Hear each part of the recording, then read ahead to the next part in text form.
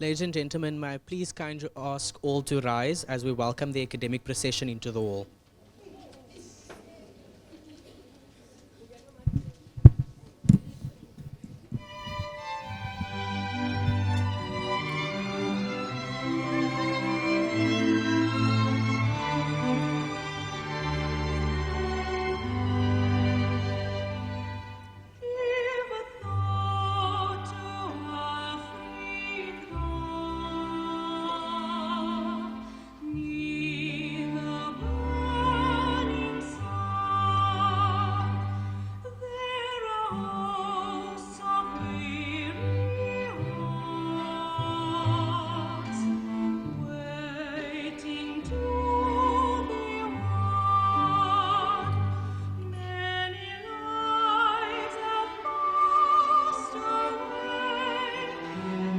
Thank you. You may be seated.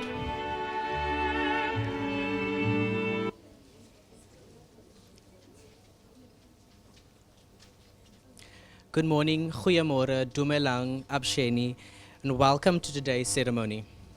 Good morning to our esteemed guests, faculty members, students, and all those in attendance. My name is Wensley Jackson, and I am truly honored to be your Master of Ceremonies today. It is my privilege and honor to extend a warm welcome to all of you gathered at this significant occasion at the Nelson Mandela University Social Work Pledge Ceremony. Can we please give it a round of applause? Now please allow me to observe all protocols by welcoming the Acting Deputy Dean, Professor Zoleka Soji, the Acting Director of the school, Professor Annelie Grese, the Director of Learning and Teaching, Professor Annelien Kiet, the Acting Head of Department of the Social Development Professions, Dr. Navashni Paramal,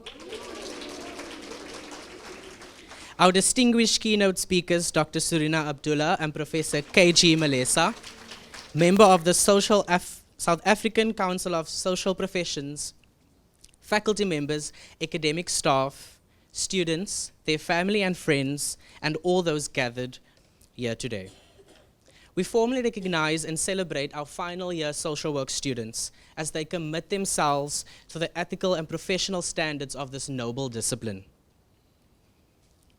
As we commence these proceedings, I will now invite Dr. Navashni Paramal, the Acting Head of Department of Social Development Professions, to deliver the welcome address and provide insight to the purpose of today's event. Please welcome Dr. Navashni Paramal.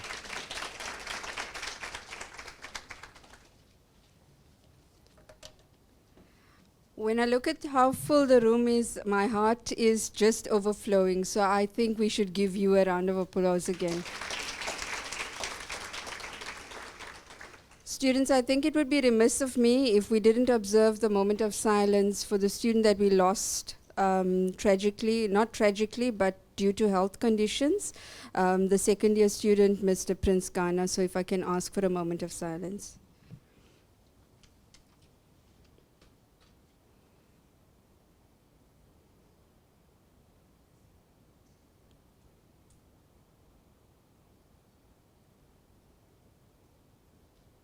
Thank you.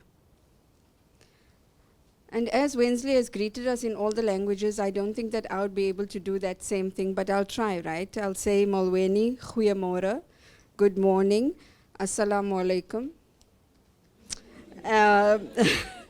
Vanakkam is my home language, but I cannot greet you in all the languages that you represent here, and so I'm acknowledging that as well. But good morning. This morning I acknowledge our dignitaries, Prof. Soji, Prof. Grese, Prof. Kiet, and Prof. Malesa, who will be online with us from the council. But I also acknowledge you, because it's your day today. And as I acknowledge you, I also acknowledge the village of supporters that are around you and those people who have your back. And I think that you know what I'm talking about. It's taken a lot of sacrifice. It's taken a lot of energy. and you have had to give a lot. I remember you in the 2nd year, am I right? And we had a class party. You remember that? And we had cake, and many of you didn't come. So we had extra cake. But then that course was social work, ethical practice, social work, ethical practice, yes. And in that module, we spoke about the professional values and the personal values. We also spoke about the value of, who's those people that support you in practice? Supervisors. Ooh, I was a good 2nd year teacher. Yes, it's the supervisors. So today what we're doing is we're making a pledge to uphold the values of the social work profession, as well as to uphold the responsibilities as a social worker. Then you are going to be entrusted with those responsibilities as you take on this step into practice. You are one step away from becoming our colleagues. You know that, right? So next year we're going to say, my colleague Husna, I'm remembering your name, is at that organization. Won't you please go see her? So we're one step away from that. Now, in addition to pledging allegiance to the profession, you are also committing to represent Nelson Mandela University in the practice space. And how are you going to do that? It's through being loyal to your alma mater, being respectable and respectful, and being responsible in the way that you conduct yourself in prac. And as you repeat the words of the pledge today, you'll see at the back of your program, the words of the pledge are there. I urge you to feel each of the words. As you recite it, I urge you to feel each of the words. Human dignity, equality, social justice, because they are not just words. What are they? They are your professional responsibility. They will be the things that prop you up as you serve the communities that you enter into. In addition to reminding you to feel the words, I want to also remind you that you're not going to be alone. You have the support of your supervisors in the field and on campus, and you also have the support of your lecturers, and you know this. Some days may feel stressful, and other days may be energizing. But remember, and I'm going back to SOWE 201, you are at the beginning phase of your professional development, and it is not expected that you function autonomously. You are remembering the table, I'm sure, right? Therefore, supervision becomes essential, students. Use supervision purposefully. Come with your reflective notes to supervision. And reflection is not about why are they asking us to write about what happened. No, it's about you thinking through what you've done so that you enhance your professional growth. You identify your own blind spots, and from that you learn and you grow. So by the end of prac, you're going to see the upward curve of your own professional growth, and you're going to map it through supervision. And so with these words, I invite you to embrace this space today with the warmth and the care that we have put into planning it. Nkosi, Danki, thank you, Shukran.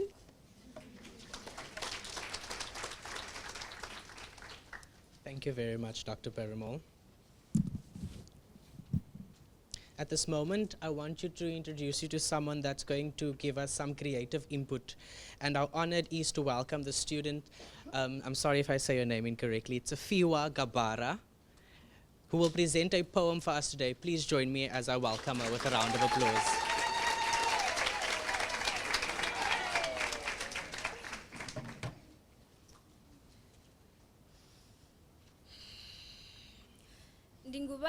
Ngingubani, Kinnamang, Ndinengi, who am I? Am I a title that's worn and empty, or perhaps an empty jar that's placed by the corner? Am I a caterpillar on the verge of rebirth, or a drop in the mighty ocean's roar? Am I?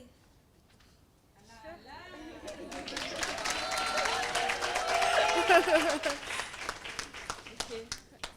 Okay. Ngingubani, Dingubani, Kinnamang, Dinenyi, who am I? Am I a title that's worn and empty? Am I an empty jar that's placed by the corner? Or perhaps a caterpillar on the verge of rebirth?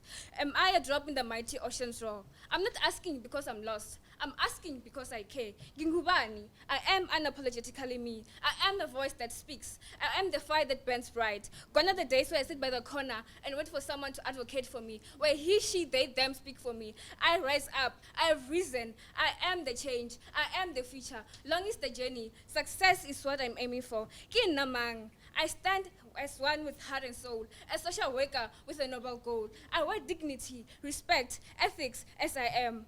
I am a social worker, a people's advocate, a pledge to serve with selfless might, to enhance the people's lives and in those in plight. I stand for justice, for equality, for what's right. I adhere to ethics that guide my way. I conduct myself in a professional way. I'll be a representative to of my noble creed, a social worker with a heart that's willing to serve. I speak for change with a voice that's clear. I know who I am. I know what I stand for. Dingubani, Kinamang, who am I? Nandinenyi. I am the voice of the voiceless, the change that's needed. I know myself. So who are you? As Martin Luther said, if you can fly, then run. If you can run, then walk. If you can walk, then crawl. But in whatever you do, just keep moving forward.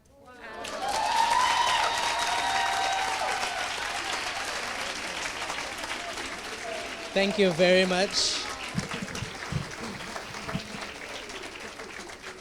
Can we please give another round of applause?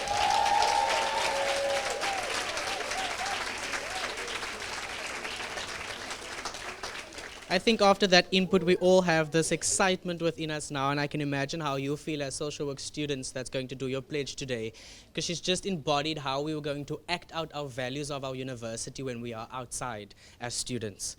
So now it is my distinct honor to introduce our first keynote speaker, Professor Annelie Grees, the acting director of the school.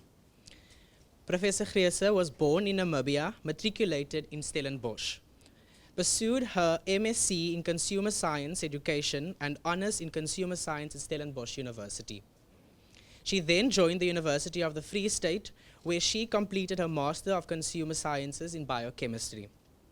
Continuing her academic journey, she earned the DSc in Dietetics from Northwest University, while gaining work experience in various educational institutions and the Department of Health in Pretoria.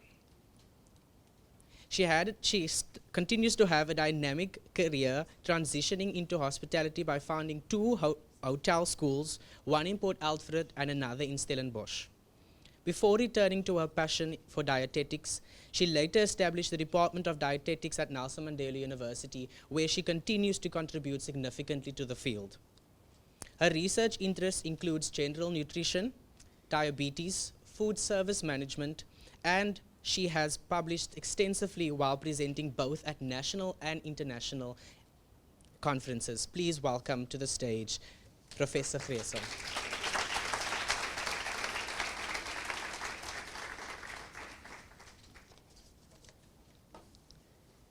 Good morning, staff, students, staff, and the guests of all the students here. And then I want to speak specifically today to our students. You are going from us, the School of Behavioral and Lifestyle Sciences that you are part of, in a world where you were educated here, and you go into the world with this education as service workers in a service field. You are professional service providers. And especially in your field of study, social development, it means that you are committed to give a lifelong service to the community. I know that you are very well trained for that. And therefore, I know that you can be successful from where you are sitting today for the rest of your career. And that you will meet the requirements of an excellent service, because you have that, otherwise you would not have sit here. But before you go, I would like to tell you a short story, and that will hopefully give you some inspiration for this exciting life that is waiting for you out there. A farmer put an eagle egg in the barnyard nest for the chickens. The eaglet hatched, grew up thinking he was a chicken.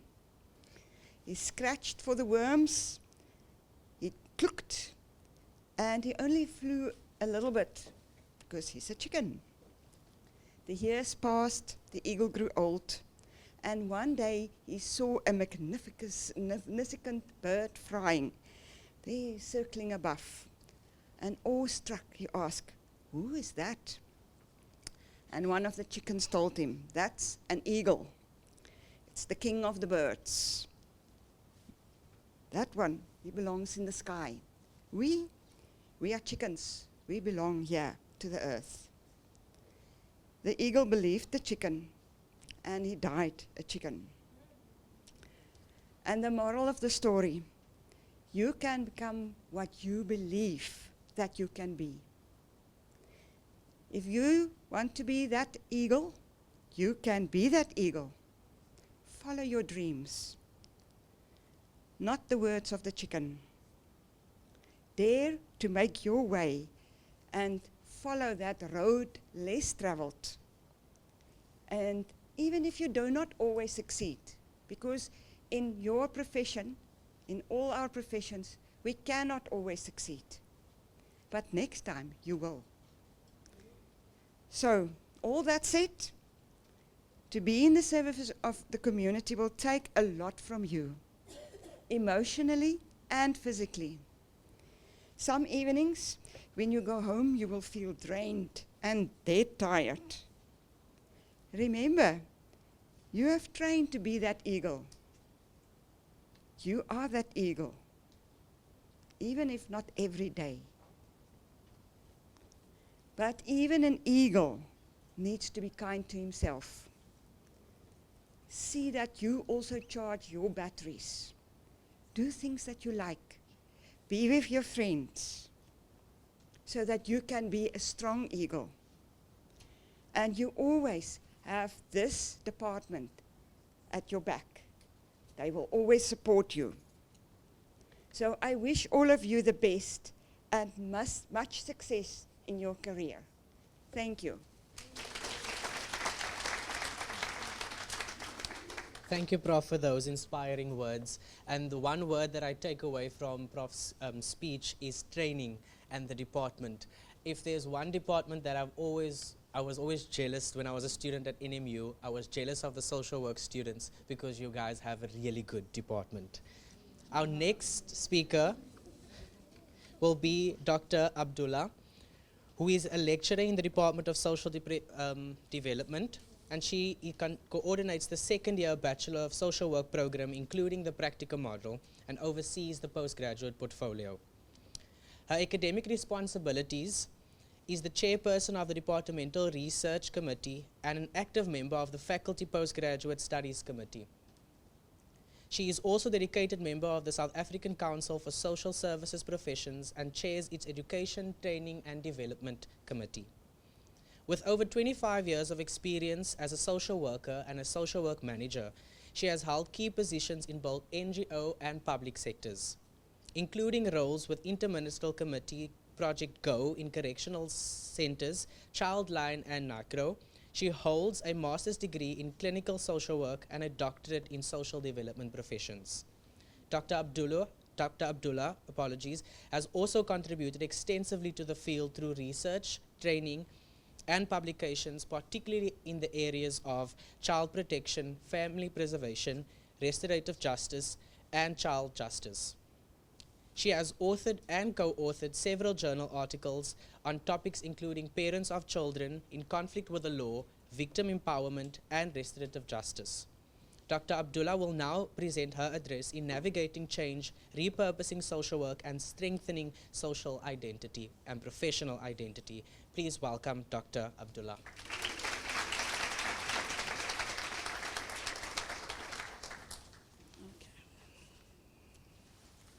Okay, so good morning. Isn't it wonderful to have a full class, don't you think, colleagues?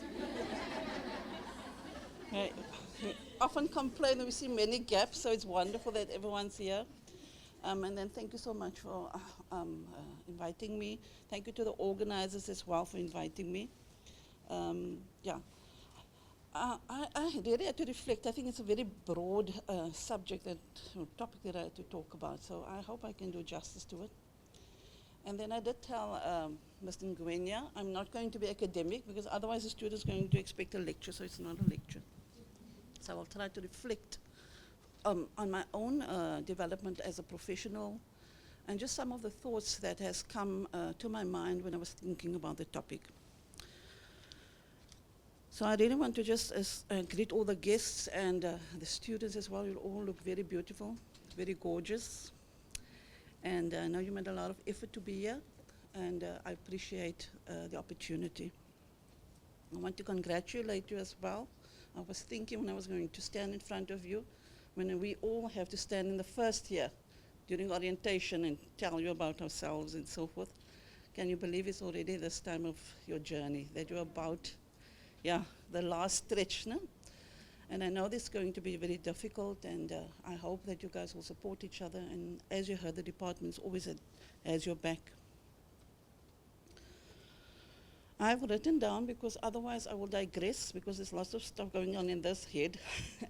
And if I don't write it down, I'm scared I'm going to go over the time as well. So please bear with me when I do look down.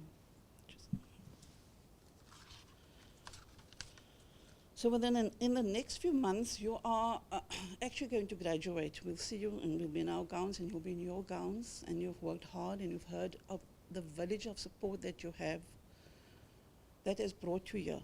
That none of us are here because of ourselves.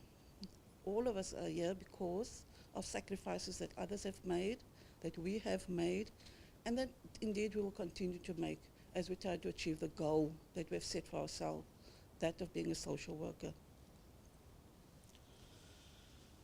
So if you think about it, over the last couple of years, you have had so many inputs from various lecturers, from your experiences from PRAC, and also engagement with client systems that have started shaping your idea of who you are as a social worker, right?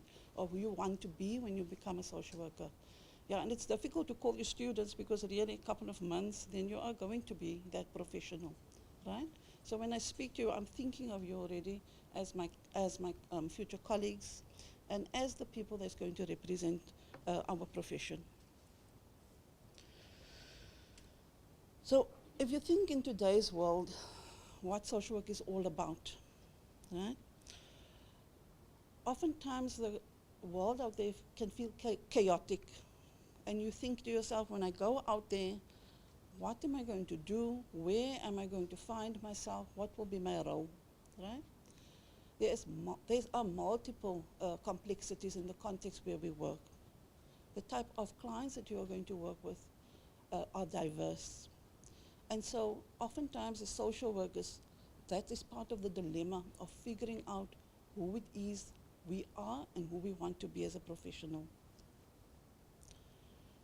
You're going to struggle at first, perhaps, when you enter PRAC.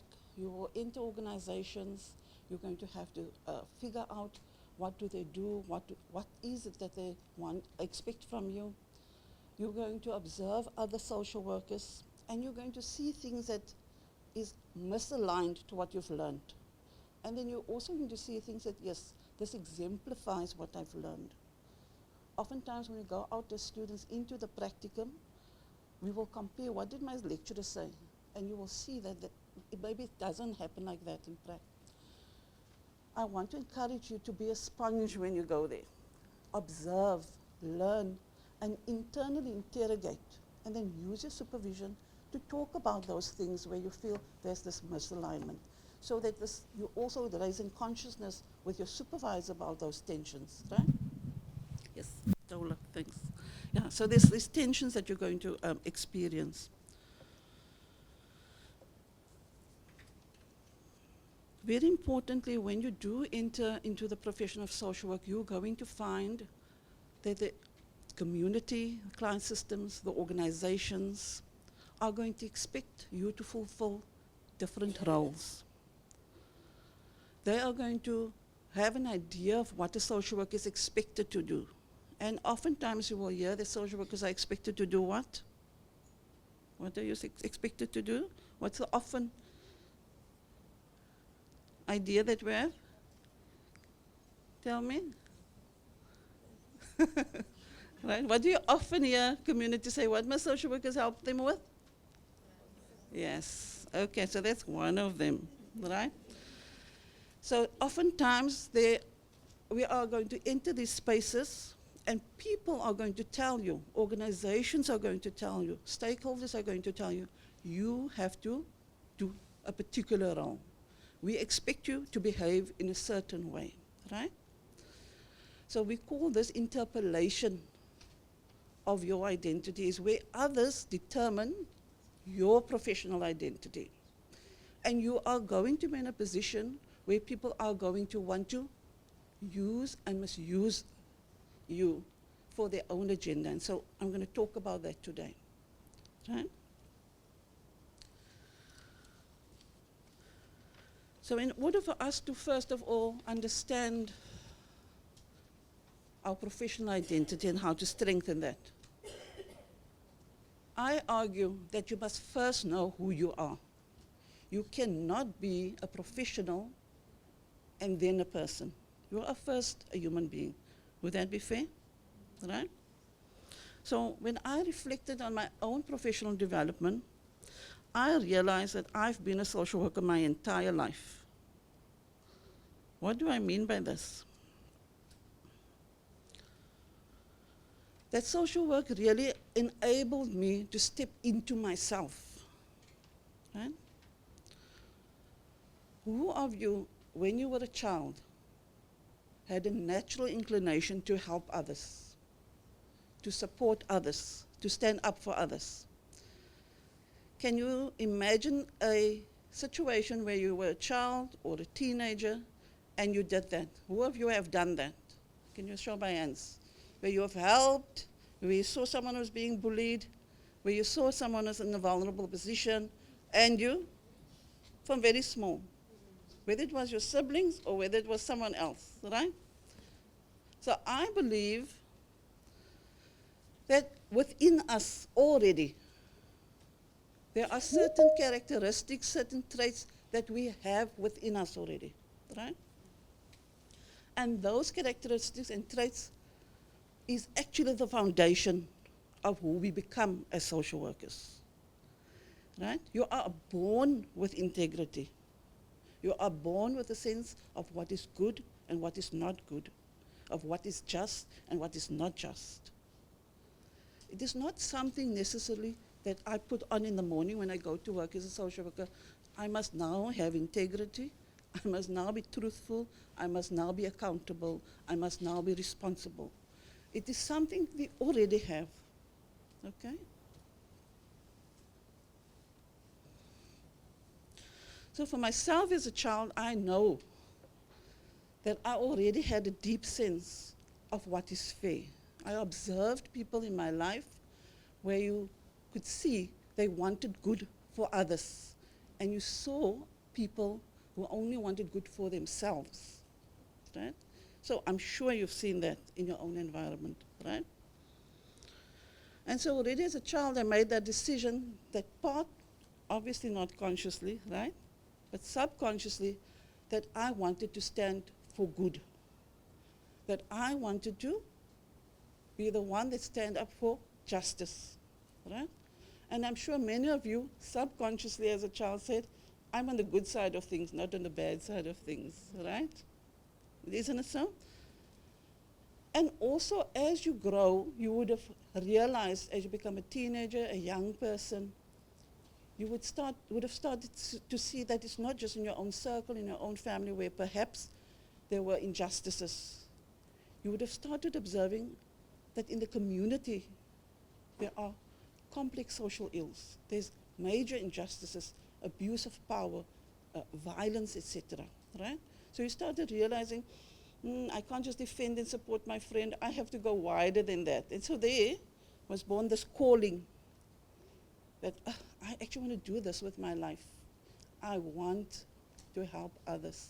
And many of us, when we start to say, I want to become a social worker, and people ask you why, I want to help others. Isn't it so? And what a noble calling, right? Because it genuinely comes from your soul, right? It comes from your heart.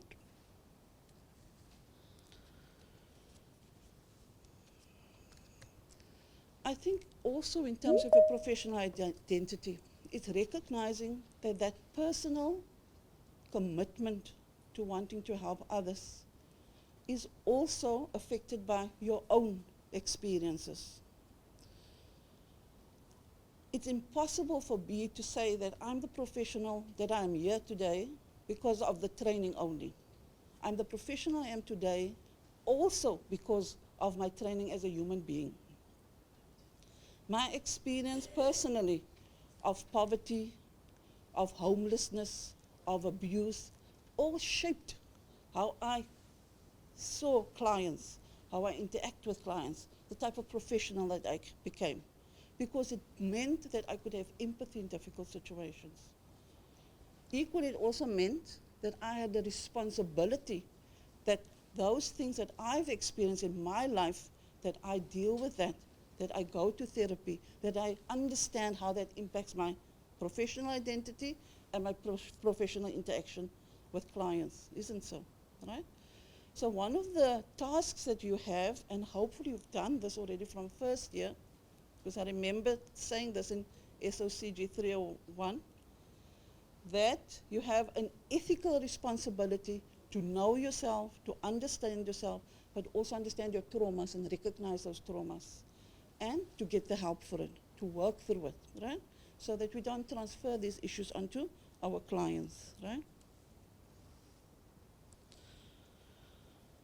It's also important for us to understand that at the personal level, my race, my gender, my religion, the politics that I believe in, my culture, my ethnicity, all of those things, and my intersectionality, all of that influences not just my personal identity, but how I show up as a professional, right?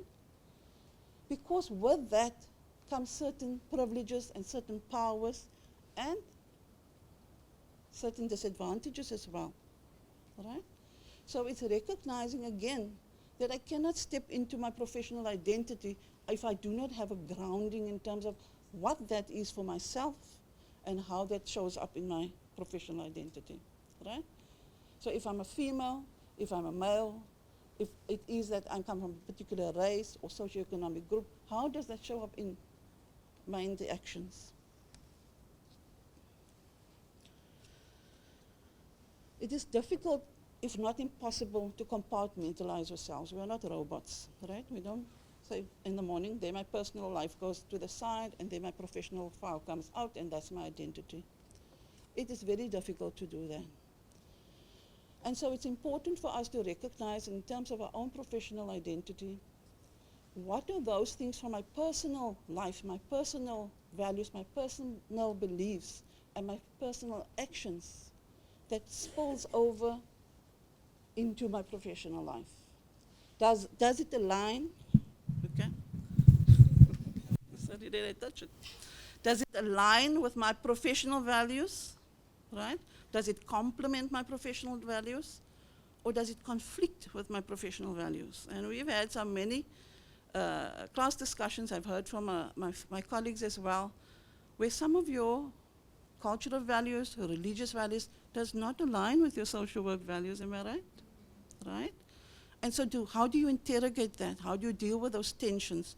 Because again, those tensions are going to show up in your practice, and it also shapes then your professional identity, right? So I said the other day in class, for example, where I worked, social workers would, that's not a couple of years back, the social workers would up front say, I will not work with offenders, right? They will only work with victims. So what does that mean? That an offender is not a human being? Doesn't that person deserve to be treated with respect and dignity? Isn't that what my profession requires from me? Right? So it's sometimes recognizing those personal influences on our professional identity.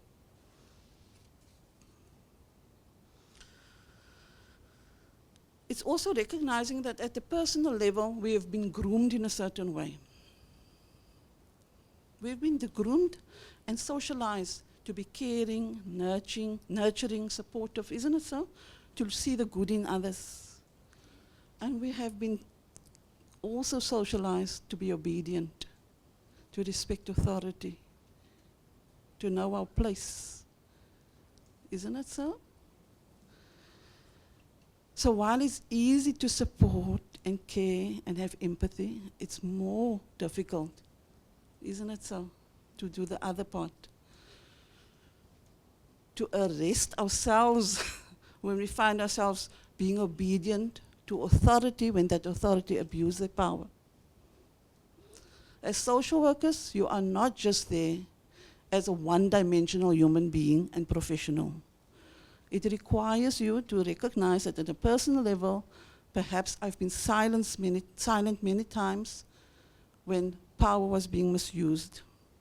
I've not interrogated, for example, why certain rules apply to certain groups and not to others. I myself have had experiences like that where I've made myself small because that's how I was socialized. Know your place, right?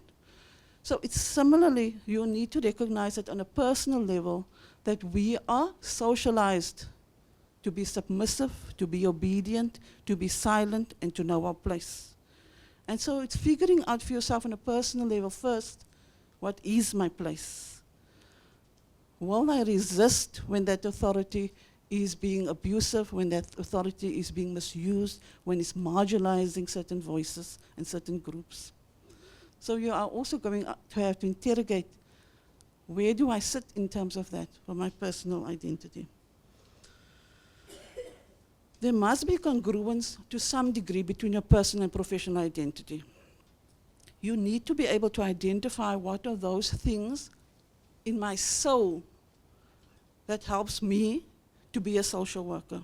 That I wake up every day and I don't even think about being a social worker. I just am. Isn't it so? I can ask my colleagues, none of them woke up this morning and said, I'm a social worker.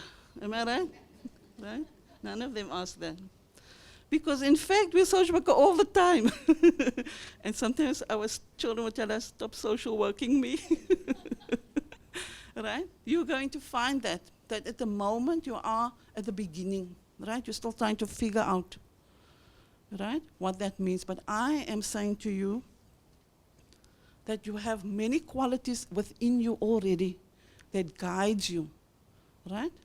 You already hold ethics on a personal level, that you have a compass already. For some of us, that compass comes from a higher being, a higher purpose, isn't it so? Right? And I'm saying this because I want you to remember that while we have professional ethics, regulations, laws, etc., prescribing to you your role, you should be the one prescribing it to yourself first.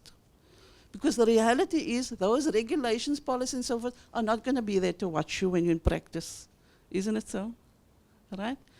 That your compass is going to be within. That why am I doing what I'm doing? How am I showing up to reflect the things that I've said represents my professional identity? Right? You are going into very difficult situations. I can tell you that now. Perhaps you're a bit more cushioned in your prac, but once you go out, there's not always cushioning. I want to protect you necessarily. Your supervisors are sometimes as overworked as you. So you must first find that compass within yourself, that purpose within yourself, your own personal identity, before you can step into your professional identity.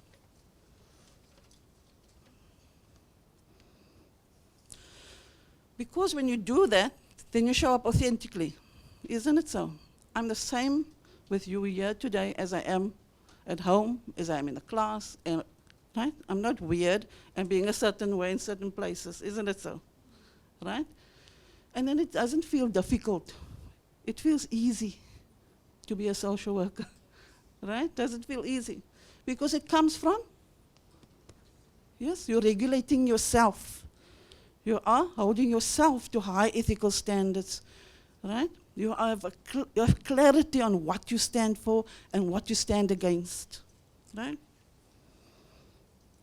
When you do that and you have that clarity of mind, you will have a hunger to help others, to stand up for others, to stand with people who have often been silenced and marginalized. You will feel emboldened, and so will they, right? You will not mind being the one that's at the back while you see others move forward and growing, right?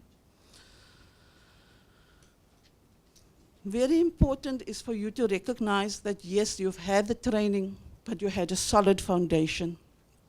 And that training that you've had in the last 3 and some odd months, and for some of you a bit longer, that's okay, right? That training is to reinforce what's already there, right? It's like a cherry on top, but you were already solid in who you are, what you stand for. And to remember that and to remind yourself of that when you're out there in the profession, because sometimes we get lost in the chaos of what's happening out in the world, right? As your as your personal identity becomes clear, and as your personal identity has been developed over the 3 years, because I do believe through a BSW program, you've had to do a lot of personal work, isn't it so? Yes, we force you to do that. Isn't it so? And you say, oh, I'm so tired of reflecting for these people. Okay? But I argue that, that your personal identity influences the type of professional identity you will have. And the inverse, that the type of professional you are is going to influence the type of person you become. Isn't it so? Right? So your professional identity as well, how you solidify that, how you identify it, is going to influence the type of human being you are. I'm a different human being now, today, because of social work. I would have died many years ago rather than stand in front of you and talking, right? I was that shy. I wouldn't even ask a book at the library. I will look in all the books in the rows. Because that's how shy I was. So it's social work and the training, and I want to say my colleagues here have actually shown me that it's possible for you to find yourself within this profession, to have courage, to show up, and show up fully every day. As you develop your professional identity, like I said, you've drawn from many years of what a social worker should be. So I'm not going to bore you on the regulations and so forth. Prof. Malesa can do that, right? But that's just a document. There's no one's going to police you. You have to police yourself. And that's why I say to you, it's critical that you understand that what is in your soul already, what drives you already, right? It's important for you to interrogate how you show up in places, the type of practitioner that you're going to be. Interrogate your professional identity as well. And how do you do that? Every day you will show up and you will interact with people. You will be in rooms where some people have power and others are not. How do you show up in those spaces? I believe you can be a social worker anywhere. I've been a social worker in a toilet. Let me explain to you. So when I was a young social worker, 23 years old, I worked for Project Go, and I had to do group work in a bathroom, people, in the prison with young people, with children who were then held in prison. I didn't say, I can't do group work here, right? So many times you're going to find yourself in difficult conditions. And it's in those times, in those moments, that's going to reflect your professional identity, who you are. It's going to be the difficult moments that's going to define who you are, not the easy moments, not the sitting in the office, not the writing the reports, but it's how you're going to treat people, how you're going to speak out against injustice, and how you are going to arrest situations where people who are in power misuse that power and tell you what your role is. Okay? They're going to tell you, you're just a social worker, you must just do this.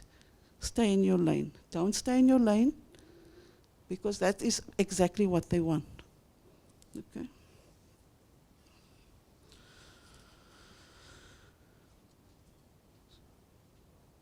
So what is important for you? I've reflected for myself even. If I remember clearly, there was a defining moment in my career where I really had to ask who I am. But in that moment, I didn't know who I was. I was a quiet, shy social worker doing what is expected of me. And the one day, when I was working at the prison, I was working in the maximum security section, so you have to walk through many corridors to get to the children in the bathroom, right? And the hallway is quite long. And the morning, I would go in the morning, I would have my program, my group of program I had to develop, and then walk in the morning, every morning, and go do my sessions with these young people. And the one morning, I stepped into the section, and the corridor door is quite long, and it's noisy, and everybody's screaming, and I'm wondering what is going on. And as I'm walking, I'm seeing something's up, and I see the one warder, big guy, beating the one young man with a broomstick, quite violently. So now, remember, I'm the only female in that whole section, by the way. So in that moment, I didn't know what to do. And you know, I believe in my Creator guiding me. And I walked slowly, all the noise, all the cells on this side. I walked past the warders that were observing all of this and not saying anything. Being quiet, because who has power? And then I walked up to the warder beating. While he's beating, I walked close up to him. I'm literally next to him, and I whispered in his ear. And I told him, stop what you're doing right now. You know what you're doing is wrong. And while he's beating the child. And in that moment, he stopped it. Okay? And he stepped away. He looked at me, of course, he could kill me if I was. He stepped away, and I took the child. I didn't pay attention to the warder. I took the child, I checked him, I made sure that he had the help. And then I went about my business. I went back and did my group work as if nothing happened, and we obviously talked about what happened. But later on, I realized what that moment meant for me. Because all the time I'd worked with these young men and this young lady, and you know, they would come to the groups, but I had the respect from them, because they saw it's possible in a very gentle way to stand up to authority. That it is possible. I didn't know, but of course, afterwards I thought this man could have beaten me as well. But what I'm saying to you, you will find those moments where you connect in situations with people where you see your professional identity. It's not going to be something I can go to workshops and train. It is something that's there. No? And sometimes you can't speak gently to power and to authority either. So sometimes I had to just be harsh and unpopular, and that's okay. Right? We are not in a popularity contest as social workers. Okay, how am I for time, please? I can go on and on. 5 minutes? Oh, wonderful. Okay.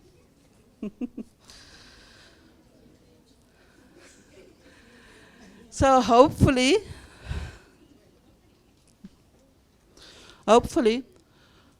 you realize that strengthening your professional development and a professional identity is not something that happens in a workshop necessarily. It's something that happens in your interactions with everybody that you interact with. And that's important, because sometimes clients will come to you, and because you have a caseload of 100 or more, I heard a social worker in SAP say that she has 700 cases. Now, who in their right mind can think that it's okay to provide any kind of service to 700 clients, one person, right? So it's sometimes having to speak up against this, right? It's something I complained to at the former employer, and then everybody was upset with me because I had said, you cannot work with so many cases and actually do meaningful work with that human being, right? That our clients are not numbers and stats. So it's sometimes saying the unpopular things that is going to define your personal or professional identity. Just something that I realized in my own reflection on my professional identity is that when I was trained in a certain way. That I was trained to see that the person is the problem, that you are poor because of your own doing. And I believed that. I believe there's something wrong with people when they are poor, it's their own fault. Right? Because that's how we were trained. And then you do casework with this poor person for a year in and generations out, and the conditions don't change. Right? However, now with our training, we realize that is not right. That there are many systemic and structural barriers that's causing these situations. That there are masses of people who are living in poverty, right? That there's masses of people, and women especially, who are subjected to violence. And I really want to commend my colleagues. They are the ones that said actually forced me to do SOC W401, and Prof. Gulai stepped aside. She was supposed to work with me on that module. But what a transformative process that was for my own professional identity. To recognize that actually it's my ethical, professional responsibility to stand on the side of justice always. That I had to recognize that no human being chooses to be poor. No woman chooses to be abused. And that we have to step away from only doing casework. We love casework. But we cannot tackle and we cannot address the situation at a macro level if we only sit with that one client in that one room. When I worked at Project Go and then I left at the end, they said, you know that story with the star when you walk around the beach and then you get one star? Although there's lots of stars on the beach. They washed on the beach. And then you throw the one star back. I reflected on that yesterday. I said, what nonsense. Because it's telling me I must just focus on that one star, never mind the fact that there's hundreds of them dying. So that was the mentality that we have. And sometimes we have to consider for ourselves, will my professional identity be one that is compliant and complicit in only looking at that one client? Or will I step back and say, but how is it possible that masses of people are affected by poverty, by violence, and how inequality is affecting us all, including myself? Is it not our responsibility to be anti-oppressive practitioners, right? To become radical in our approach to how we tackle social ills? Our communities depend on us. They look to us to show them and to work with them. Our communities are overloaded with surviving. Do you know that? Just to get by. So it's critical for us to find that voice even in our professional self. To say, I will stand with those who are impacted by these social ills. And I will hold to account those who are contributing to the situation. That I will enter rooms and make my voice heard. I will walk alongside and with those who are marginalized. I cannot be silent and be complicit. So there's a challenge for you. Do I become a social worker who sit in my office, work with 100 files, one little star at a time? Or am I the one and question how come the stars actually ended up on the beach? Who polluted the ocean? And who is complicit in it? And how do we hold them accountable? Can you see where I'm going? So you have that. You're going to be desperate for work, and people are going to tell you what your professional identity should be and what your role must be. And you are going to be the one that have to say yay or nay. So decide for yourself today what that professional identity will be. Am I going to be a status quo maintainer and be an agent of the state? Or am I going to be the one that work against them and work on the nerves and actually question everything they do, right? Because we have to interrogate everything, and especially power. So I want to say to you, I hope that when you take the pledge today, you take that pledge not just as a professional, but as a human being, and you make that personal commitment, and you understand that you are entering into a contract, not just as a professional, but from that personal level. I wish you well for your practicum. When those days are going to be difficult, remember you have your supervisors, you are not alone. And then I'm excited to see the type of professionals you will become. Thank you so much.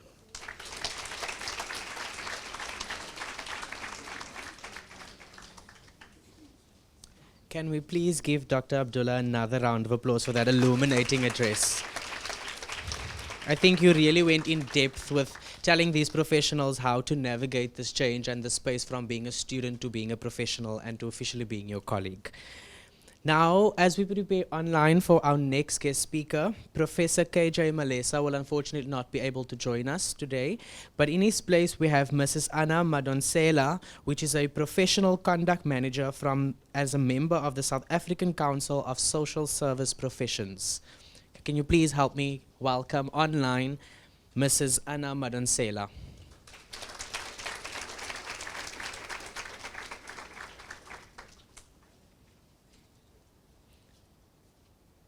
Mrs. Madonsela, can you hear us?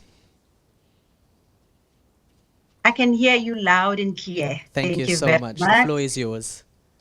Yes, thank you very much. This morning, I would like to greet you all colleagues. You are colleagues now, as much as you are going for the practicums, you are already colleagues. Just for the purpose of greeting, I'll just put my camera on, but in a space of time, I will close it. My name is Anna Madonsela, as they've indicated. Before I start with the presentation, I would like to say to all the social workers in this social work month, congratulations. Let us remain resolute as the voice of vulnerable communities for a better future. As the theme of this year reads as follows: strengthening intergenerational solidarity for ensuring well-being. This theme emphasizes the importance of caring and respecting across generations to build strong societies, sustain the environment, and share wisdom for a better future. And as it continues, it says, through this theme, the social work profession emphasizes the need for societies to actively support and strengthen respectful intergenerational solidarity to ensure the enduring well-being of all. As we are going to serve as social workers, in serving all generations, social workers must draw from the past to invest in the future to ensure effective, efficient, and relevant services for improvement of the lives of individuals, families, and communities. You know, as social workers, there is no greater joy, no greater reward than to make a fundamental difference in someone's life. In those few words, I'm saying to all social workers in this social work month, we call upon all social workers to remain resolute as the voice of vulnerable communities for a better future. Thank you. I will now start with the presentation.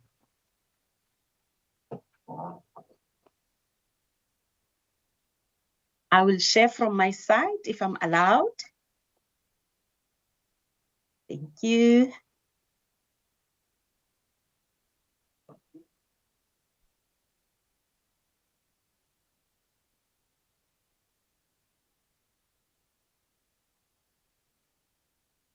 Thank you. Now, the scope of the presentation of today, we will learn more about the relevant provisions of the Social Service Professions Act, the mandate of the professional conduct, the rules and regulations for conducting of inquiries into alleged unprofessional conduct, the general ethical standards, acts or omission which constitute unprofessional or improper conduct, and handling of complaints of improper or unprofessional conduct against social service professionals.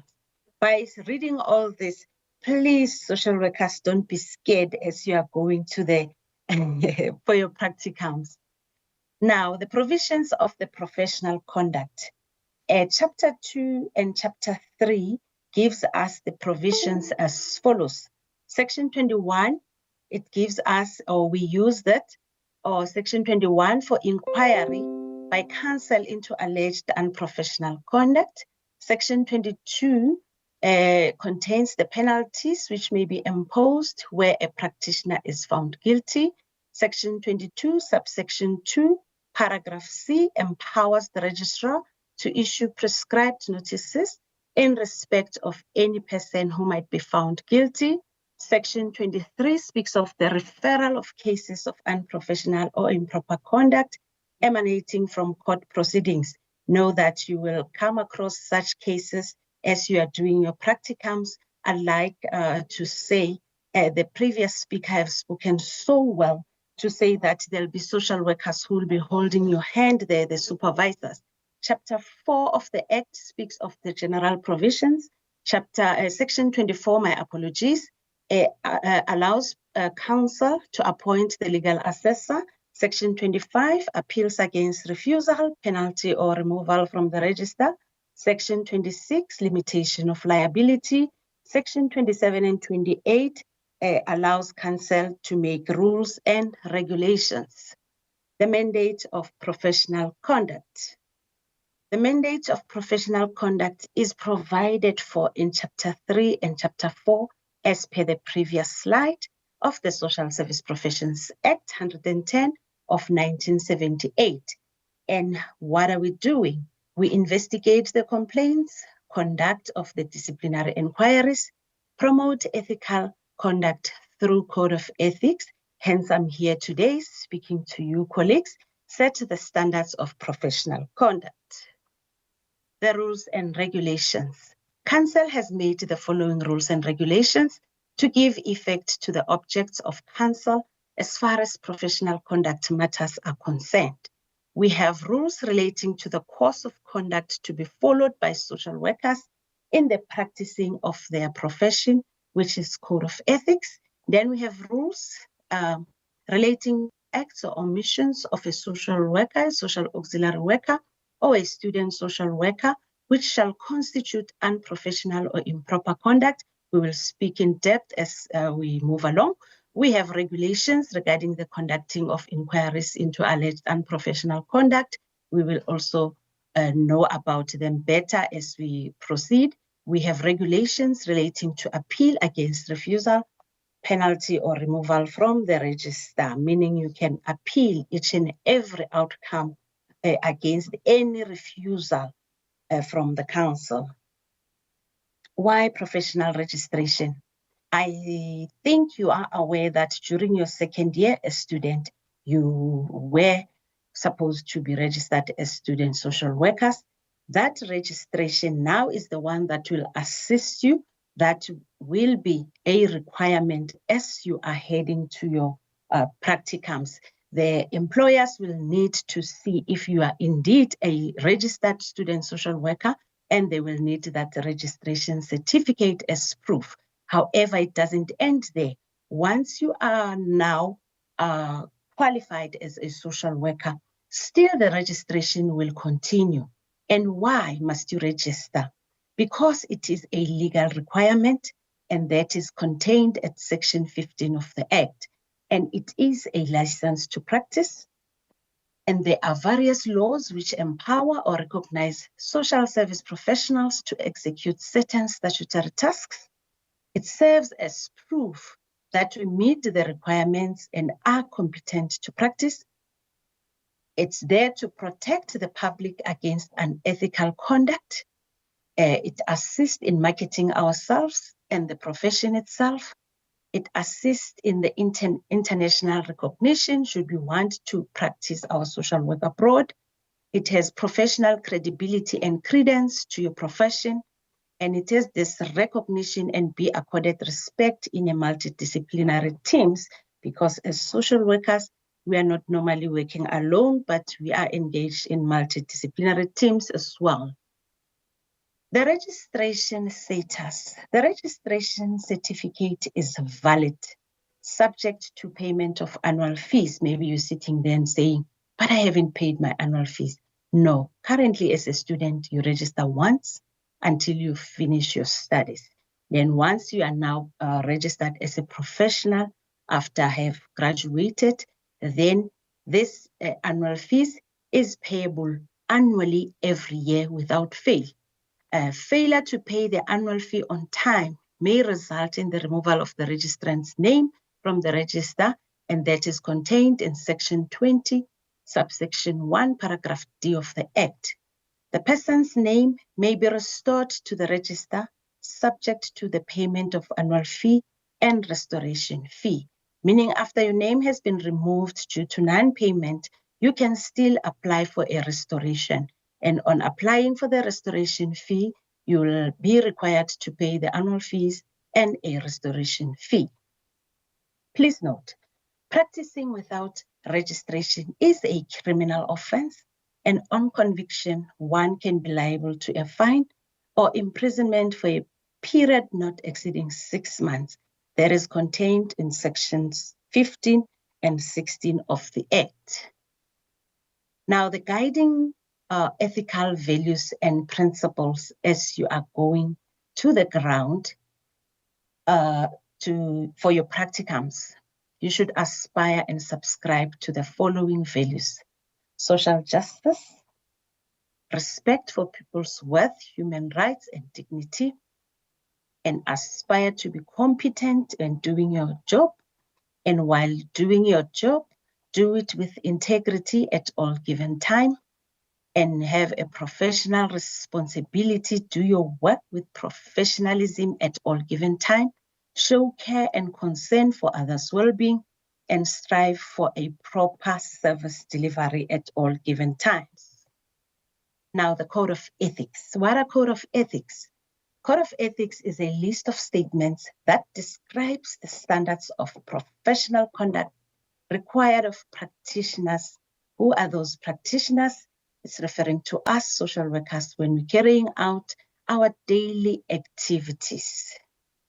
And the ethical standards set the following legally enforceable rules of conduct for us as practitioners. It states that every human being has a unique value, potential, irrespective of origin, ethnicity, sex, age, beliefs, socioeconomic, and legal status. And as social service professionals, we have the responsibility to devote our professional knowledge, skills, scientifically for the benefit of each individual, group, community, and mankind. We also have a primary obligation to render services in a professional manner, as alluded from the previous slide, and we shall recognize and take into account all clients that come across us, their personal and professional limitations. Now, the ethical standards. As you are going out there for your practicums, know that you have the following ethical responsibility that you have to carry with you at all given times. We have ethical responsibility towards the profession itself, wherein it speaks about the integrity of the profession that we have to respect. We have to stay away from being negligent at our profession. We must not be dishonest. We must evaluation and research. We must be involved in evaluation and research, education, training, and development, strive to being competent and incompetence of colleagues, and display of registration certificate. We must cover our colleagues when they are somehow incompetent and display our registration certificates. We also have ethical responsibility towards client systems. We must keep confidentiality, keep the professional relationships, stay away from unwanted or unwarranted gifts and incentives. We must be careful when dealing with clients' money, and then we must prepare the terminating professional working relationship with our clients that we will come across. Another responsibility is towards the colleague. We must respect our colleagues as we are busy with our practicums in the field. We must keep confidentiality. In the interdisciplinary collaboration, we must collaborate professionally and with integrity. Criticism and disputes involving colleagues, we must stay away from that. We must not criticize our colleagues. And we must consult where we find difficulties. We must refer for services where it is now outside our scope of practice. And we must stay away from supersession. Don't be surprised as to what is supersession. As we go along, you will understand it better. I'm running because of time.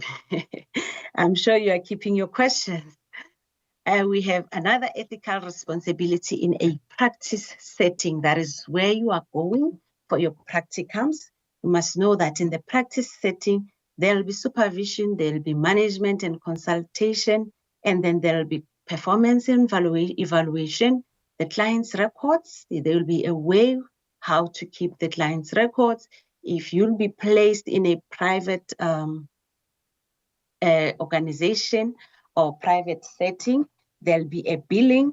You must familiarize yourself in the billing because the services of that organization will be paid for.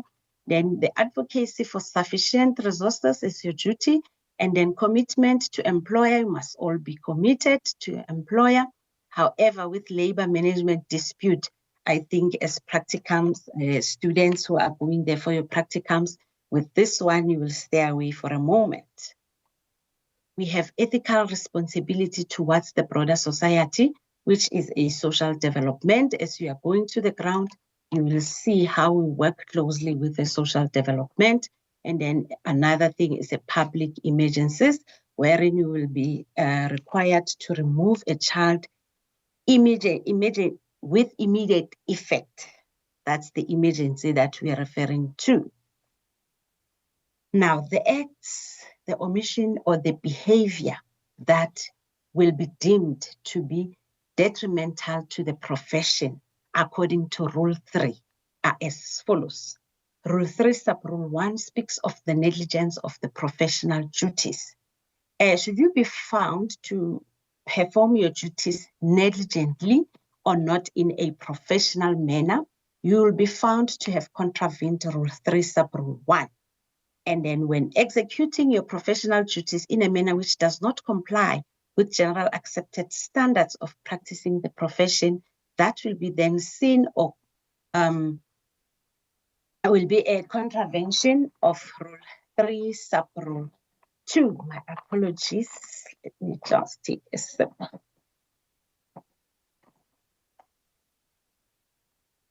Sub-Rule 3 speaks of a behavior which, with due regard to the prestige, status, and dignity of the profession, is detrimental to the social worker's position or to the profession as such. How you conduct yourself while you are performing your duties out there is very, very important.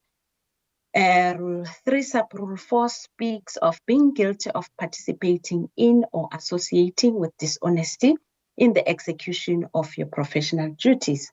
While executing your duties, you must do that diligently and with trust. Be trusted and be honest at all given times when you are performing or rendering your services.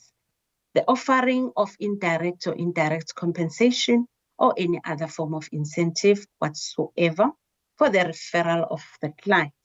While you are busy rendering your services in the organization that you are placed in, please, don't find yourself to be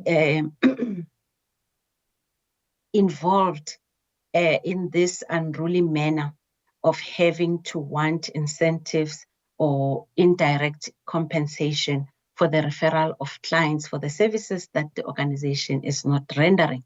Should you be found yourself doing that, you'll find yourself wanting, because that's a contravention of Rule 3, Sub-Rule 5, and the employer can report you to counsel for unethical conduct. Sub-Rule 6 speaks of the receiving or agreeing to receive direct or indirect compensation or any other form of incentive for the purpose referred to in Sub-Rule 5 above. Should you be found to have received some compensation that you were not supposed to be receiving as per the Sub-Rule 5 above for the referral you'll find yourself wanting because it's a contravention of Rule 3, Sub-Rule 6.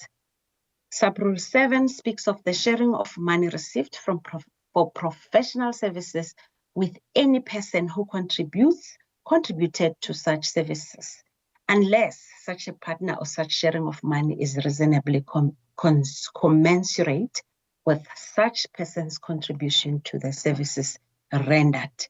If you and your colleague decide that you're going to share the money that has been obtained illegally as per Sub-Rule 5 and Sub-Rule 6 above, you'll find yourself wanting because it's a contravention of Rule 3, Sub-Rule 7.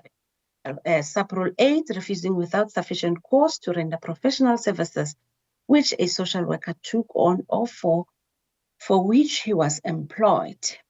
As you are engaged with your practicums, you will be at times be tested to say, do this job, and you'll be knowing very well that this is the duty of my colleague. However, should you find yourself to be refusing the instruction from your supervisor without any sufficient cause to render the services that she or he might give to you to render, you will find yourself wanting because it's a contravention of Rule 3, Sub-Rule 8, for refusing without sufficient cause to render services to a client.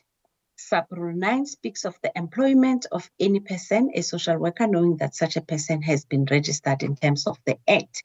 Should it happen that one day you open your own private practice, please know that you are not allowed to employ a person who is not registered in terms of the Act to render the services that you'll be rendering as a social worker.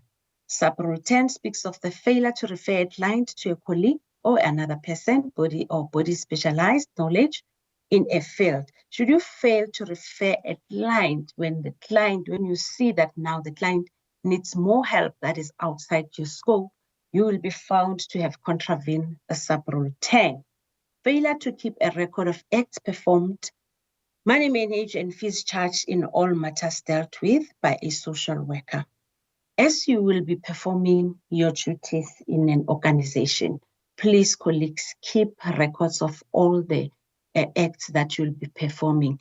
What am I saying? Please, at all given times, whether you call a client, whether you make a follow-up, make sure that you make a process note. And should you be placed in a private space, colleagues, please manage their money accordingly. Don't find yourself wanting, because then that will be a contravention of Sub-Rule 11. Rule 4 speaks of the behavior that is detrimental towards the client. The clients will give us information that will be very, very sensitive and confidential. You are not supposed to divulge such an information that will be coming to you while you are rendering the services to that client. Because should you be found be doing that, that will be a contravention of Rule 4, Sub-Rule 1. Sub-Rule 2 speaks of the administration of a client's money in an efficient, irresponsible, or negligent manner. This will also be involved should you be placed in a government institution. Please manage the foster care grant accordingly. Don't find yourself wanting to say you're moving the child, but then you are not moving the foster grant with the child. Sub-Rule 3 speaks of the receipt of any bribe or agreement of receipt of any bribe in connection with any matter which is directly or indirectly related to his profession. The previous speaker spoke of 200 cases.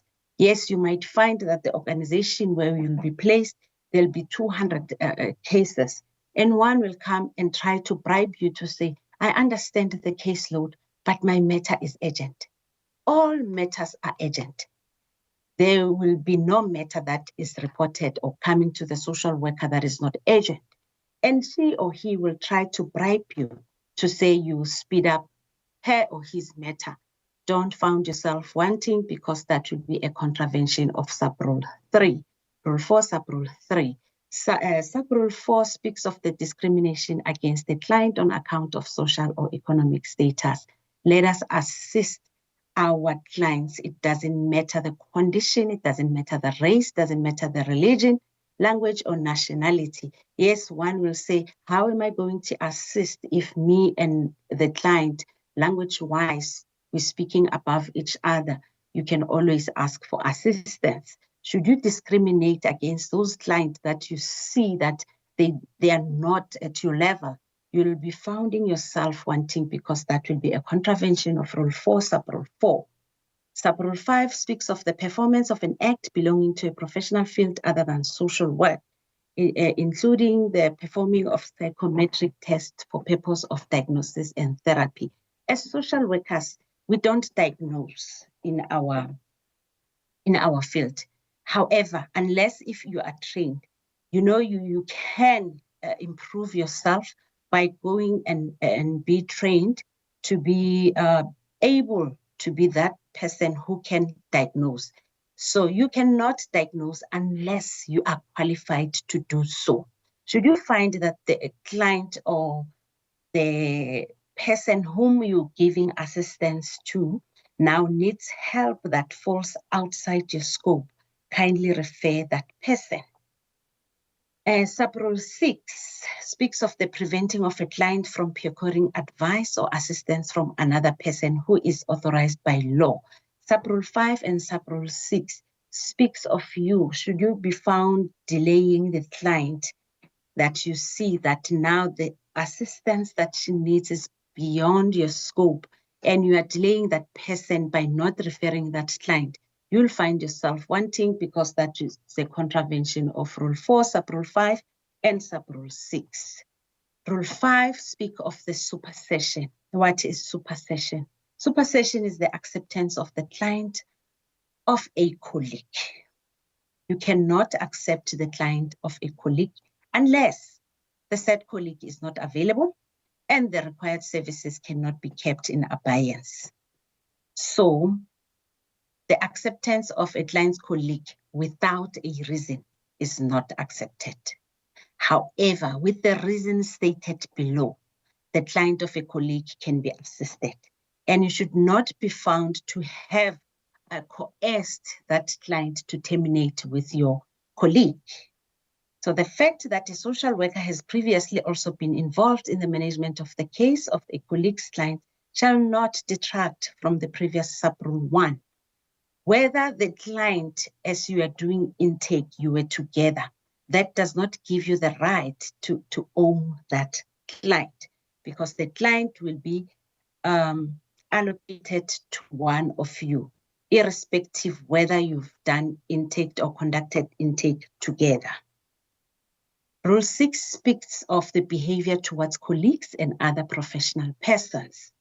Direct or indirect criticism on the work of a colleague or a professional person you have dealt with in the execution of his duties as a social worker, except insofar as it may be required for the proper execution of his duties, or insofar as it may be legally required from him. You cannot criticize the work of your colleague, and you cannot peer review the report of your colleague or think that your services are better than your colleague. The casting or reflections directly or indirect upon the probity, professional reputation, skills, competence, knowledge, or qualification of a colleague or of such other professional person. You cannot say your services or your skills or your knowledge are better than your colleague because you studied at NMU and I studied at UP. You think you are giving better skills, or you have better competences or knowledge, or your qualification is better than mine. Should you be found contravening, should you be found doing that, directly criticizing the work of a colleague or casting of reflections directly or indirectly upon the probity of the next professional, you'll find yourself wanting, because that's a contravention of Rule 6, Sub-Rule 1, and Sub-Rule 2. Rule 7 speaks of the behavior towards the employers and partners. As you're going out there, please respect the HR policy of that organization. because the breach of contract of service, because you will get the contract of service with those different employers out there as you are engaged in your practicums. The breach of contract of service or behavior that would justify your summary dismissal at the common law. Please, I'm begging you, let us respect the services or the contract of service of those employers that will be placed with. Because as a social worker, you are also not allowed to just up and leave tomorrow, because remember, you are dealing with human lives, you are dealing with the clients, you need to prepare them, you need to prepare for handing them over to your next colleague or your colleague that will be dealing with them. So practicing or carrying on from his or office any business, trade or work profession apart from the social work profession. As you get to the organizations, can I kindly ask that you don't find yourself being engaged in smallanyana business that we normally used to do, selling of Tupperwares, selling of perfumes, without getting a prior consent from your supervisor in that organization. Because should the supervisor there find you doing that smallanyana business of yours, you'll be found wanting, because it's a contravention of Rule 7, Sub-Rule 2. Practicing in a partnership with a person who is not registered in terms of the Act, or sharing the office. Sub-Rule 3 speaks of the sharing of the office one day when you have opened your private practice after you have qualified and you found to be sharing an office with a person who is not registered in terms of the Act. That will be a contravention of Rule 7, Sub-Rule 3. Rule 8 speaks of the advertisement. No advertisement may contain any comparison between the services, knowledge, and skills. Sub-Rule 2 speaks of no advertisement may contain any element of promotion of the person of the social worker, the quality of the services which he renders, his skills, or his efficiency. You can advertise should you need to advertise. However, your advertisement must not contain comparison to your colleague. In your advertisement, you cannot say, I am doing or rendering better services better than Uana. I have better skills than Uana. I'm working very better. My skills, my counselings are better than Uana. Anna's services are very expensive, whereas I charge this much. You can advertise, however, your advertisement must not contain any comparison or the skills or efficiencies of a colleague or any other professional person. So you are allowed to advertise, however, stay away from putting other colleagues' names in your advertisement and comparing your services to other professionals.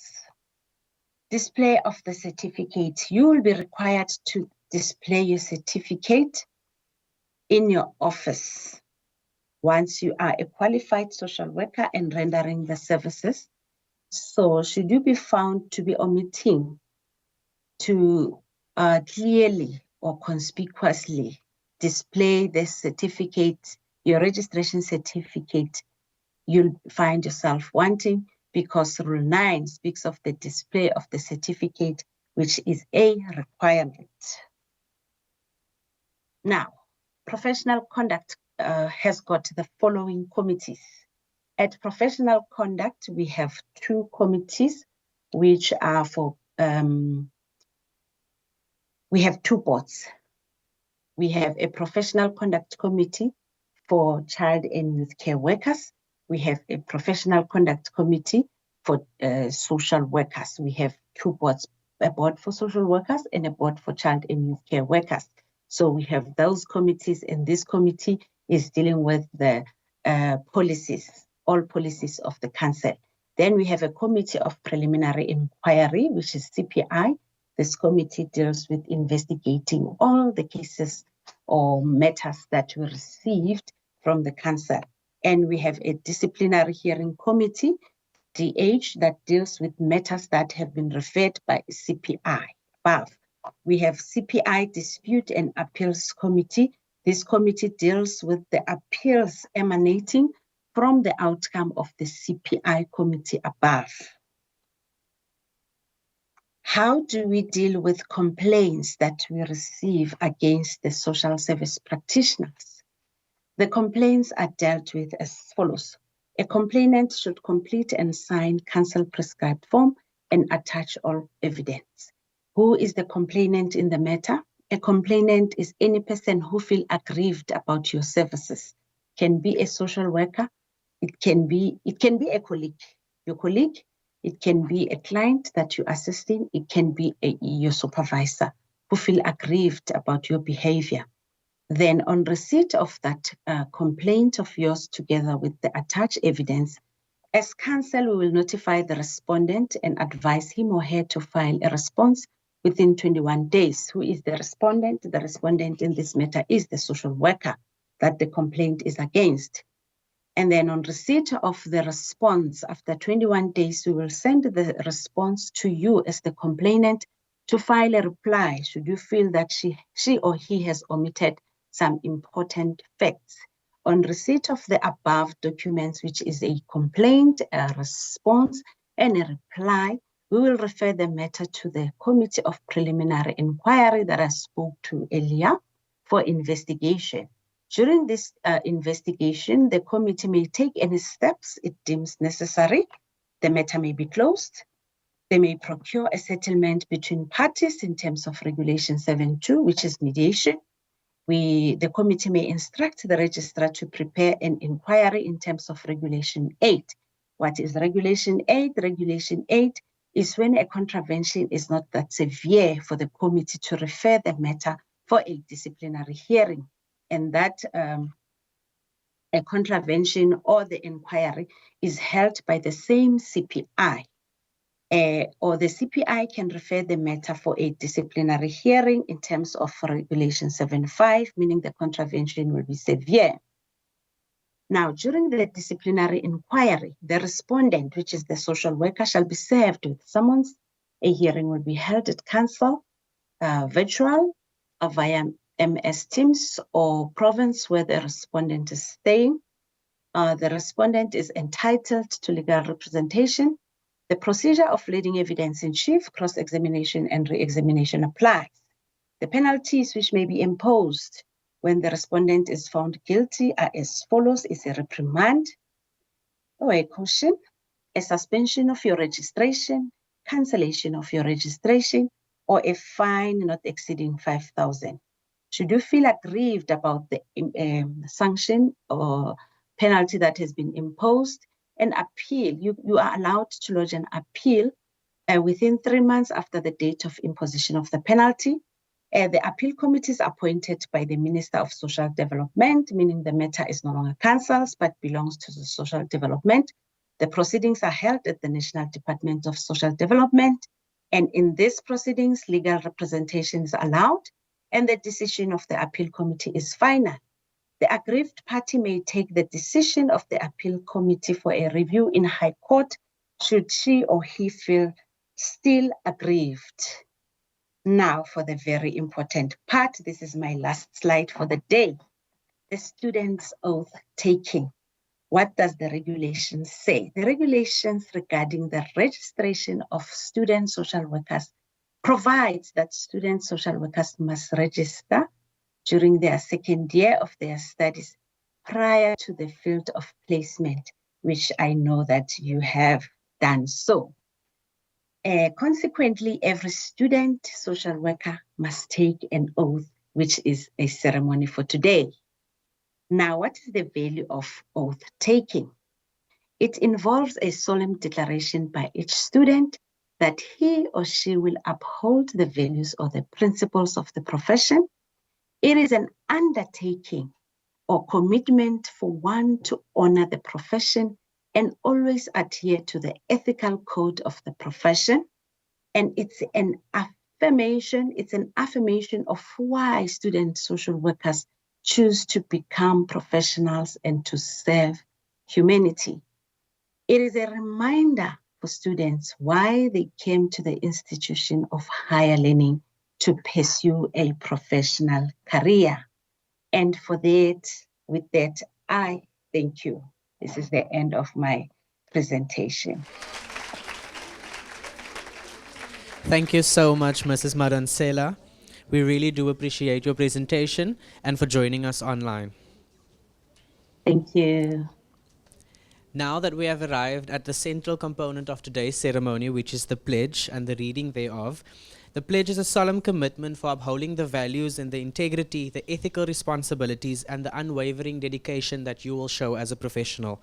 So for now, for the Afrikaans reading, I will call Ms. Malaika Howard to come and read the pledge in Afrikaans. Students will be seated for this. Then in isiXhosa, I will ask Ms. Sisanda Koboka to read it. And then in English, this will be led by Mr. George Mdakane, and all students will join Mr. George for this reading. Mr. George will read one line of the pledge and students will follow after each line. Thank you so much. Ms. Howard, you may come to the front.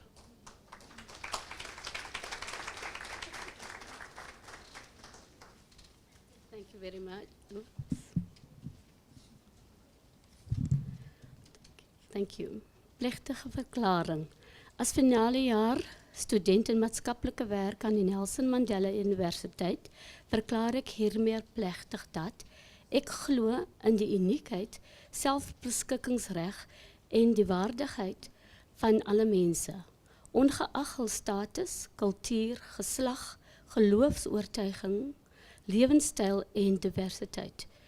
In menseregte, maatskaplike geregtigheid en gelykwaardigheid vir almal. In 'n gesamentlike verantwoordelikheid vir die welstand van die groter gemeenskap. In die vermoë van alle mense om te verander, te groei en te ontwikkel.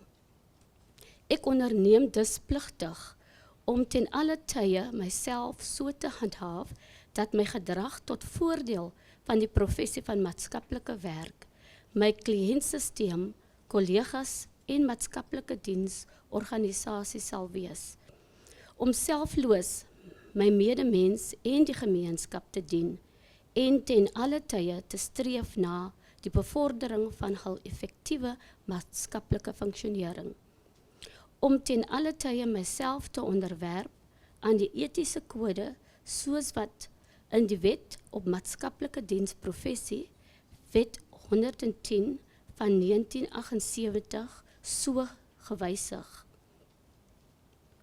Ten volle die verantwoordelikheid te aanvaar vir die gevolge wat mag voortspruit uit die nie-handhawing van hierdie voorskrifte.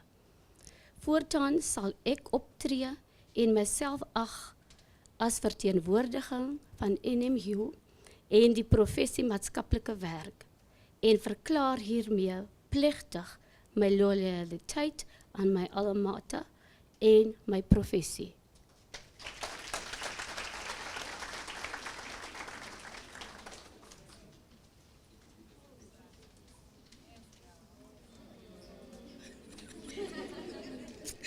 Before we start, guys, the Social Academy wants to teach you something just for energizer of some sort. I'm going to teach you guys how to clap. There's certain claps that we have in our group. Coca-Cola clap. Brrr. Put together. Coca-Cola clap. Brrr. Then we have the usual one. Ezandleni. Ezandleni. Ibambe. Got it? Ezandleni. Ezandleni. Ibambe. Okay, one last one. Thunder. Thunder. Thunder. That's all. Molweni betunana. My name is Sisanda Koboka and I've been asked to read this declaration ngesiXhosa. Ndingumamzangwa, ndingusobese, ndingumlanjani. Ndizalwa ngumamsukwini ilawukazi uDibashe. Ihamba ngeli hlobo ke lento ndizayifunda namhlanje. Ukuvakalisa ngokunyanisekileyo njengomfundi okunyaka wokugqibela kwizifundo zobunontlalontle eYunivesithi yaseNelson Mandela. Ndivakalisa ukuba ndikholelwa kukwahluka kuxanduva lokwenza izigqibo nokukhokhelela kwixabiso nesidima somntu ngamnye kungakho calucalulo ngokwesihlalo, ngokwenkcubeko, isini, inkolo, indlela yokuphila nezinye iintlobo zokwahlukana. Ndiyavakalisa ukuba kumalungelo oluntu obulungisa nokulingana kwabantu bonke. Ukuba ndakubonisa uluntu ndilukhokhelele kwintlalontle yoluntu. Ukuba wonke umntu onakho ukuguquka, ukukhula nokuziphilisa. Ngoko ke ndiyazinikela ukuba ngamaxesha onke ndiyakuziphatha ngohlobo oluyokuba yinzuzo kumsebenzi wobizo lwezentlalontle. Kuba endisebenza ngabo, kubantu endisebenza ngabo abafuna uncedo nakubantu endisebenza nabo kwimibutho yeenkonzo zoncedo. Ndiyakuzama ngako konke endinako ukusebenzela uluntu, ndincedisana nokuphucula ubume bomntu ngamnye. Ndisoloko ndinamathele kwimisimelelo, ndilandelelela umgaqo obekiweyo kumgaqo wonontlalontle weSection 110 of 1978 oguqulelweyo. Nokwamkela ngokupheleleyo iziphumo zokungathobeli la malungiselelo akhanganyiweyo. Kananjalo ndiyakubonisa ndibonwe njengommeli weNelson Mandela University nakumsebenzi wobunontlalontle, ndithembisa ukuthembeka kula maziko akhankanyiweyo. Ndiyabulela.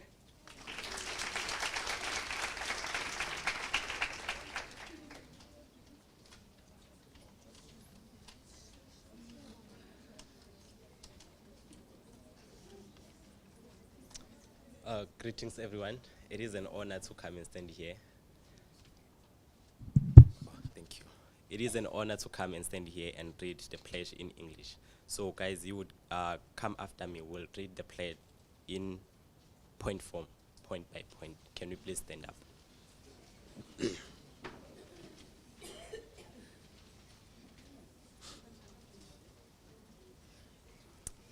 Okay, we can start. A final year social work student at Nelson Mandela hereby declare that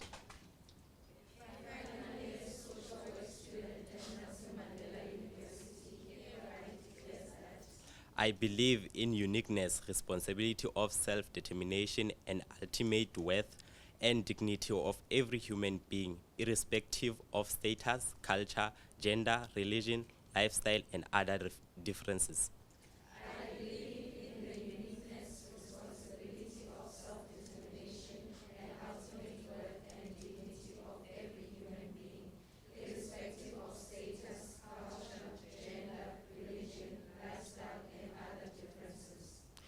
In human rights, social justice, and equality for all people.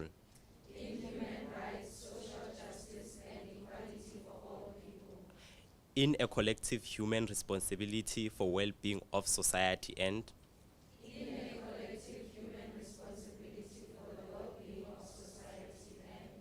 in the capacity of all people to change, grow, and develop under the influence of other people and through my own life experience.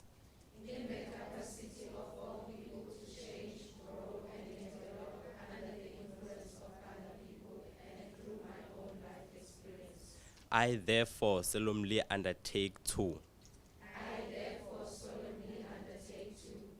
at all times conduct myself in such a manner that will be to the benefit of the profession of social work, its clients, colleagues, and social services organizations.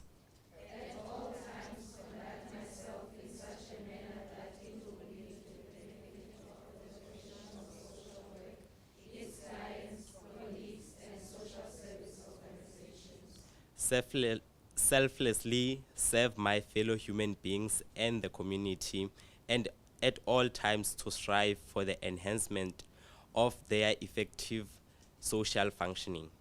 Selflessly serve my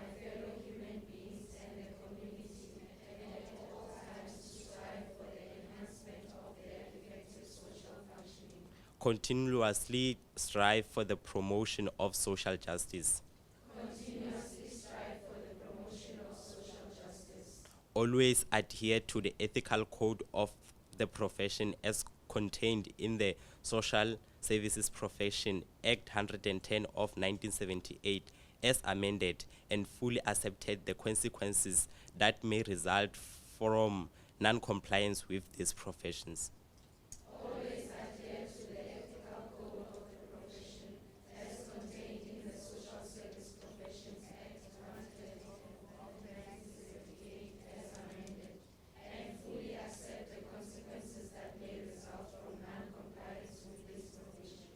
Henceforth, I will act and be perceived as a representative of Nelson Mandela University and the profession of social work, and herewith pledge my loyalty to alma mater and my profession.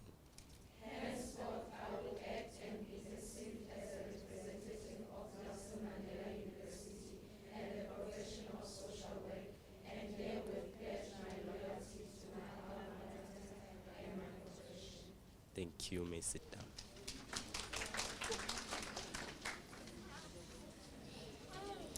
Thank you, colleagues. Can we please give ourselves a round of applause? Thank you, students, for taking this solemn pledge, and may these words guide you on your journey. I would now like to thank everyone for their patience with our time. We know that we are running a little bit over time. And now to officially recognize our final year students for the significant milestone, I will ask Dr. Zukiswa Guam and Professor Goliath to come to the front to hand over the certificates to students. Thank you very much.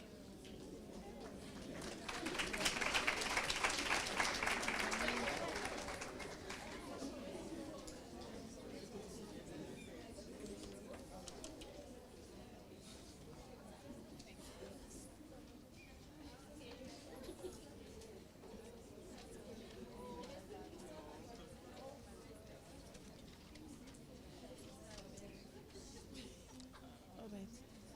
They're sitting according to the. Yeah. All right. Okay. Good day, colleagues with student numbers.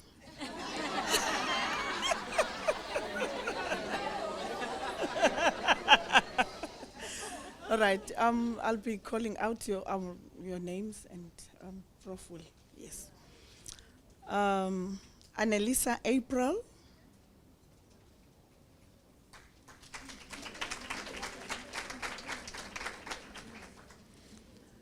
Kamogelo Baetile.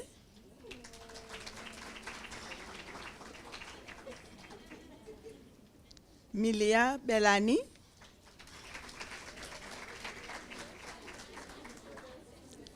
Biela Nomvelo. Husna Carlo. Luen Brandt. Oh, sorry.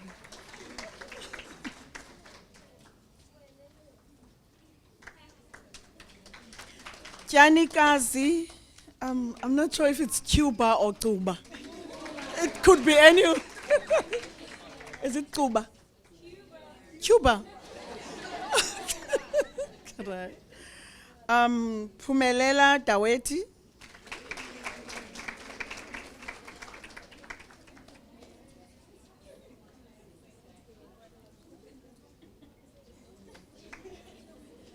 Liandiswa Dlakwe.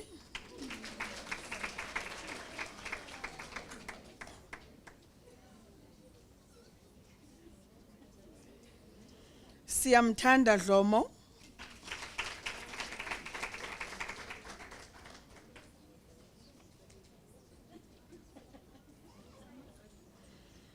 Kelly Dutoit.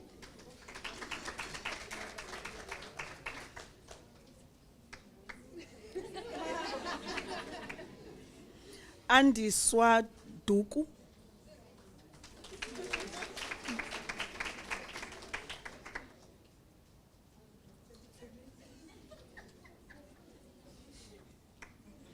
Nduduzo Duma.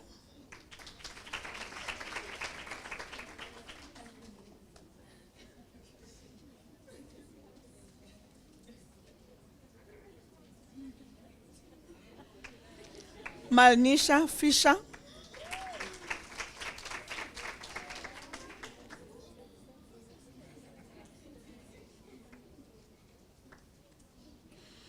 Abigail Hobiani,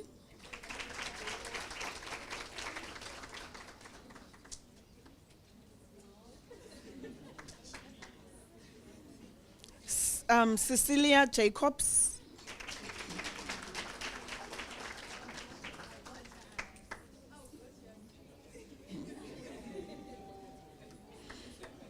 Kwezi Jama,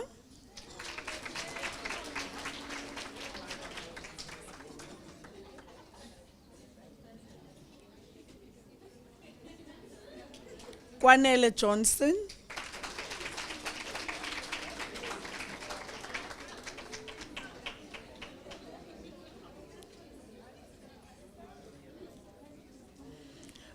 Jamie Kaiser,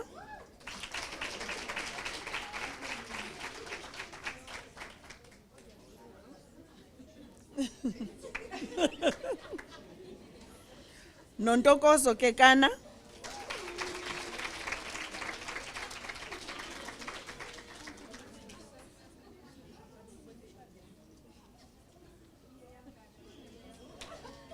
Malikase Kotseng,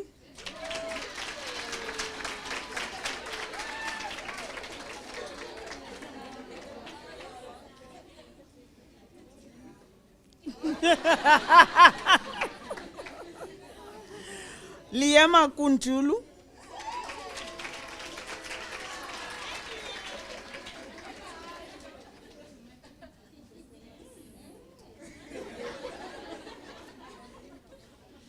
Ntlahla Lamani,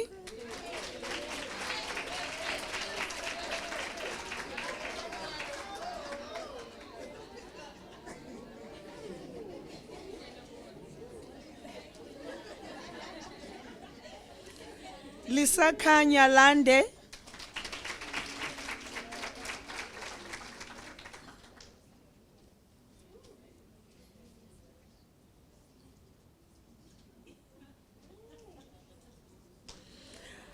Jessica Lehodi,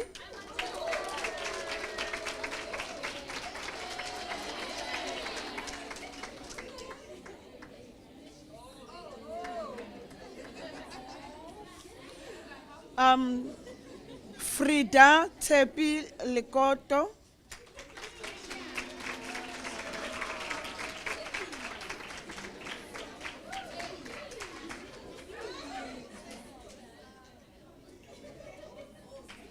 Nsidiseng Lisene,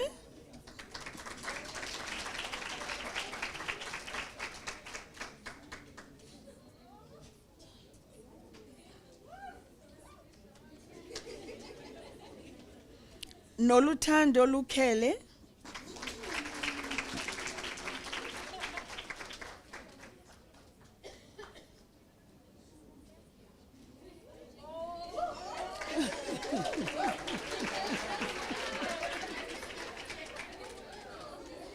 Nozipho Luthuli,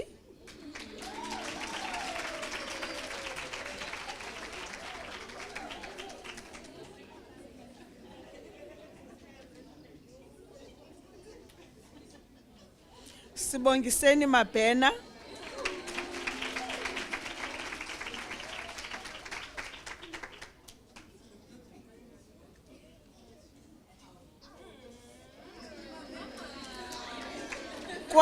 Kwazi Madondo,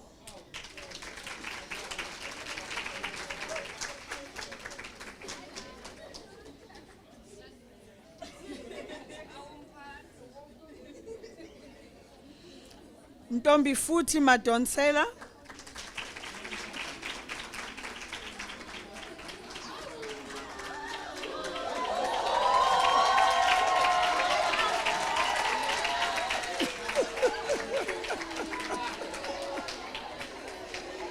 Nokwazi Magwaza,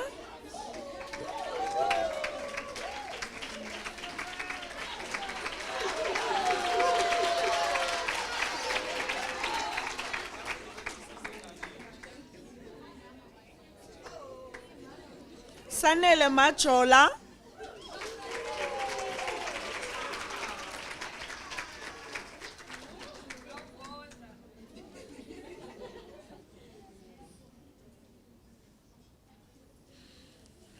Keketso Makota.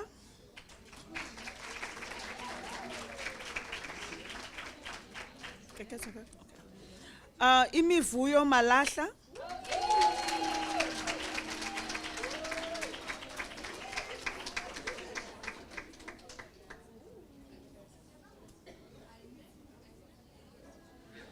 Esona Mali.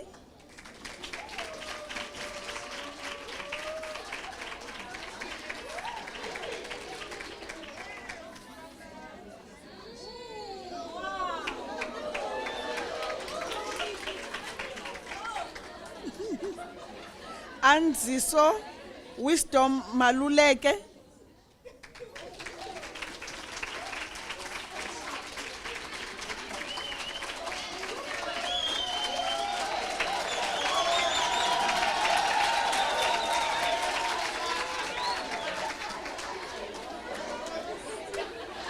Lebohang Mananyenso.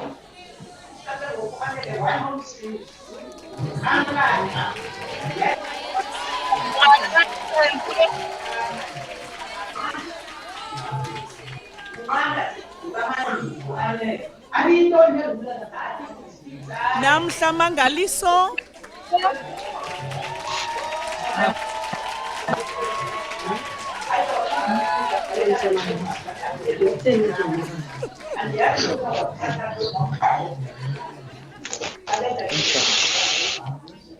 Iviwe Mahela.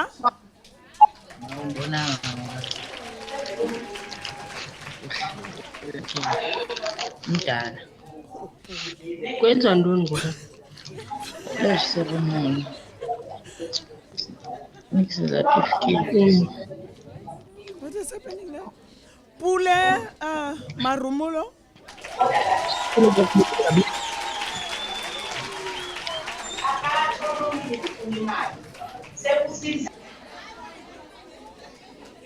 Tepiso Masike.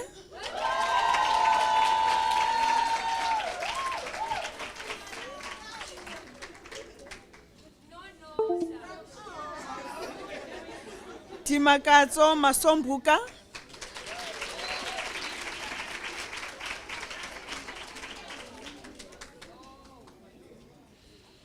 Tulani Masondo.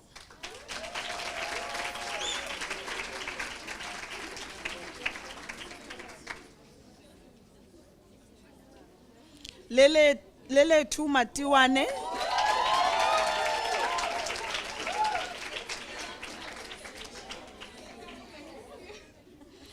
Khumutso Matros.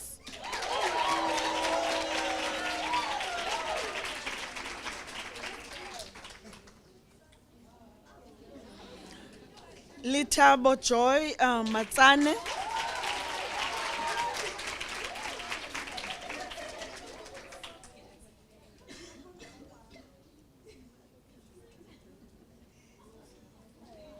Nokukhanya Mazibuko.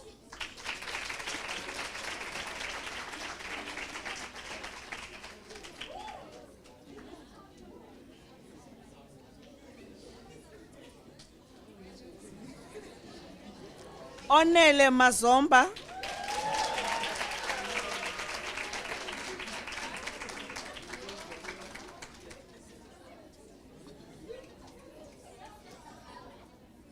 Onwaba Mbalula.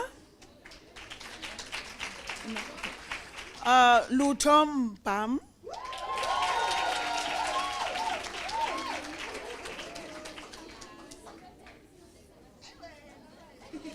Vanessa Mbombi.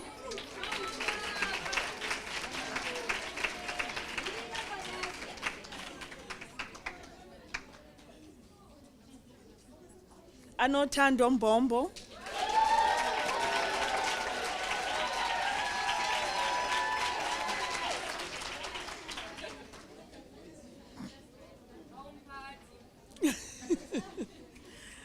Emihle ayabonga Mdleleni.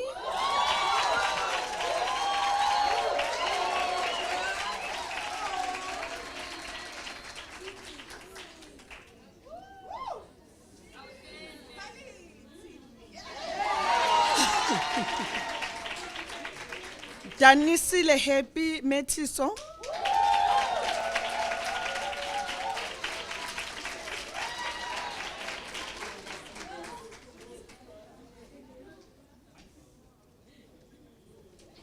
Maxwell Mgwenya.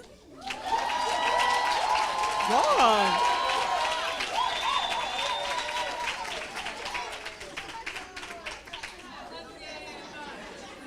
Inga Mhlaba.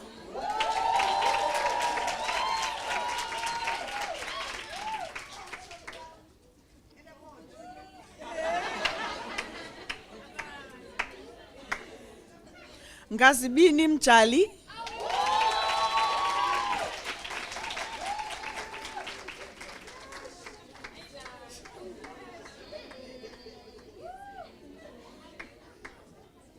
Nhlonipho Mkhatshwa.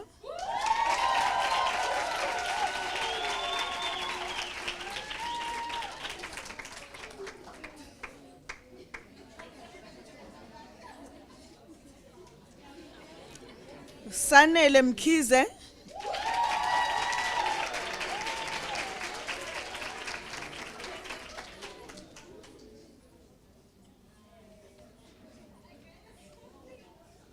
Buikanyo Meko.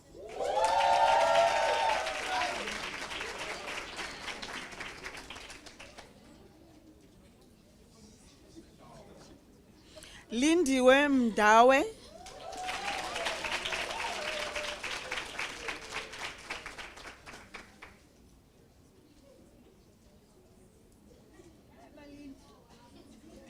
Naledi Molokome.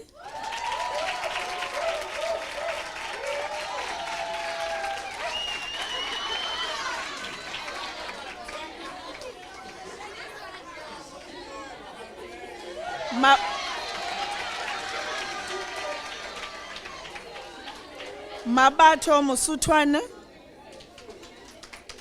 Mabato.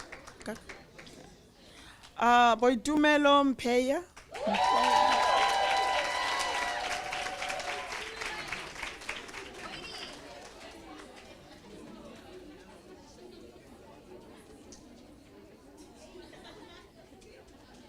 Sifiso Mpindwana.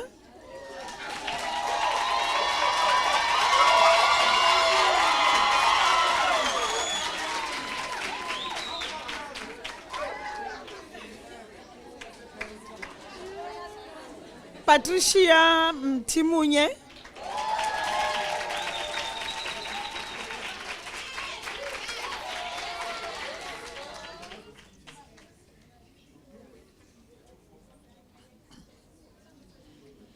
Hlumisa Mtiki.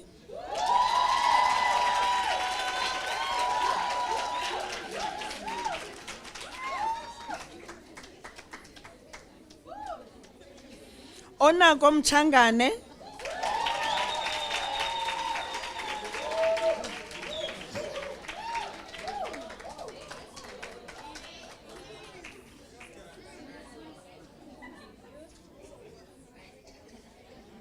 Lunam Mzola.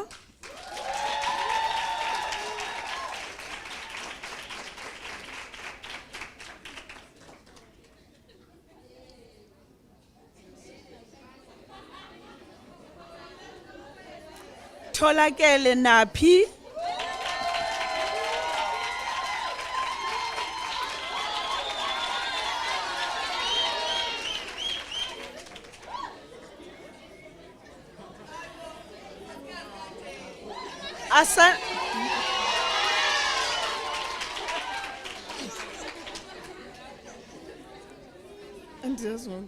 Asanele Ncwane.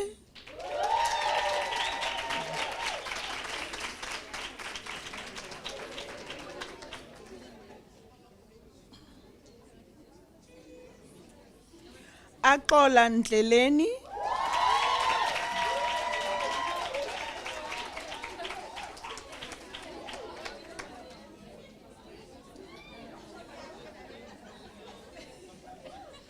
Aviwe Ndongeni.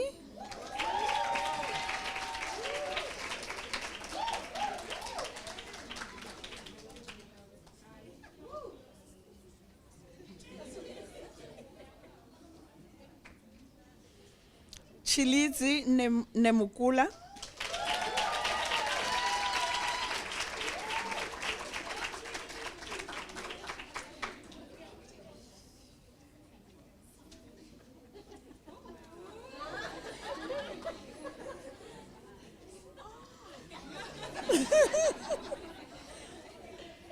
Namhlangeni.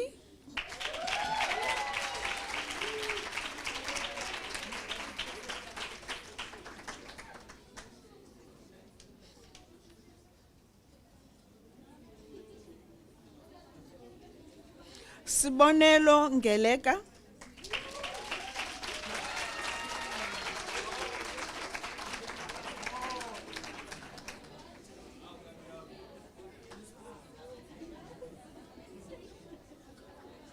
Thobeka Ngidi.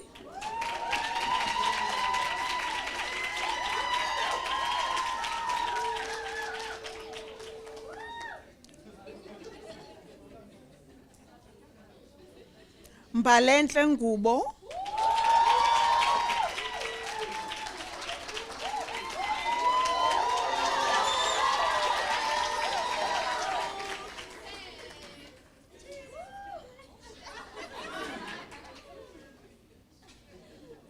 Lindo Kuhle Ngwane.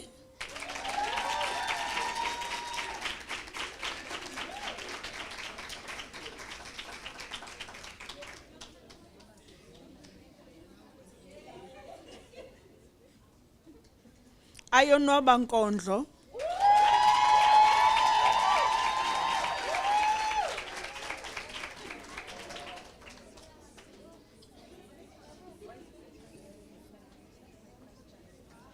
Sinesipho Nkosemtu.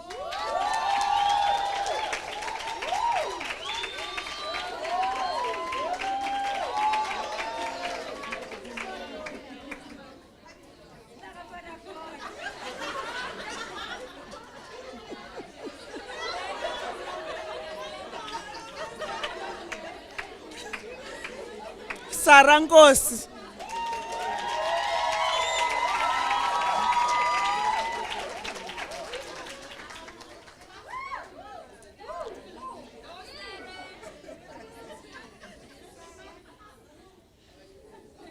Sipho Noganda.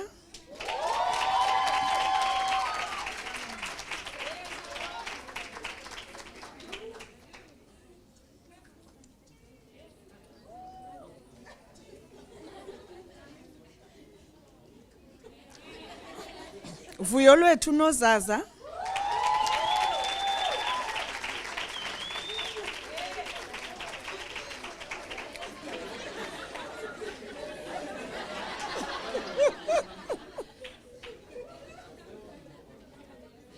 Asange Nyathi.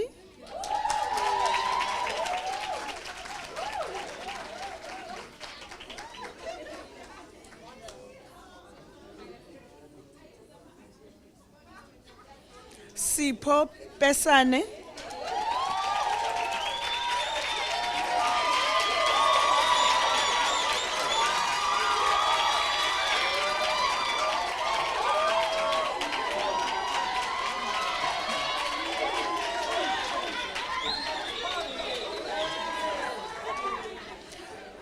Liteboho Poshudi.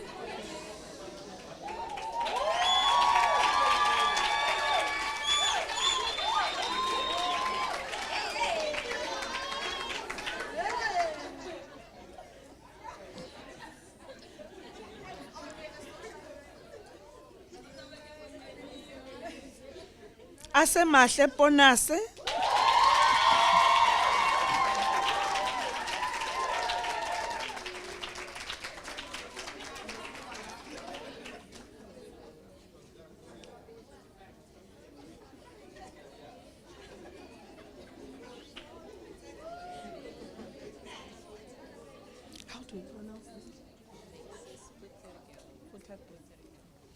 Alexis Putegal.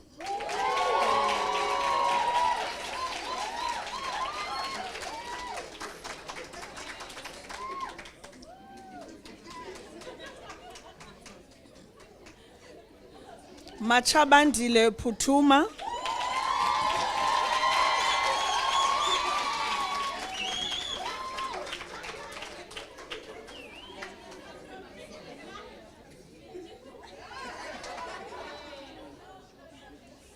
Thabiseng Ramekwa.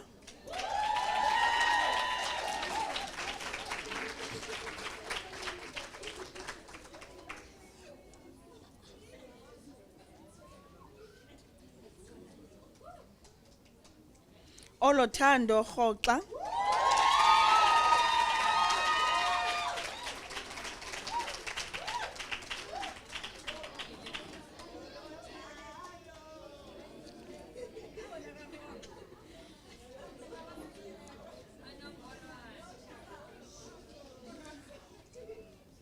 Masego Sekati.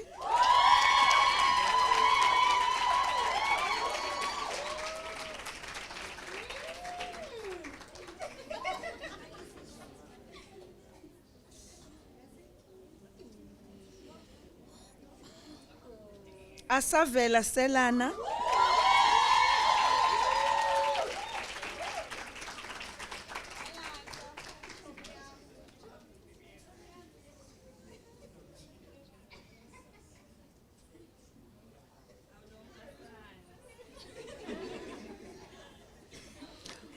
Constance Seleke.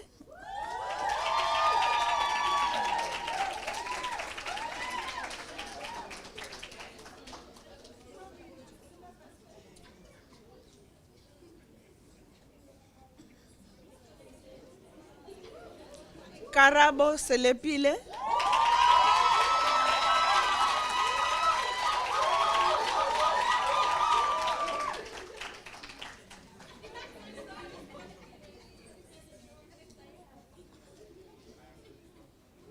Ikaneng Semela.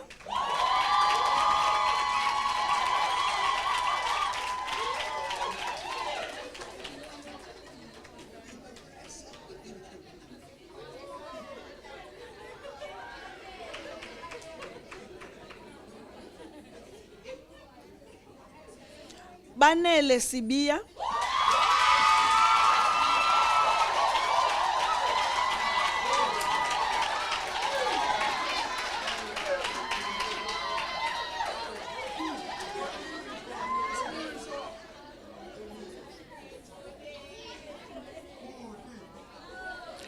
No.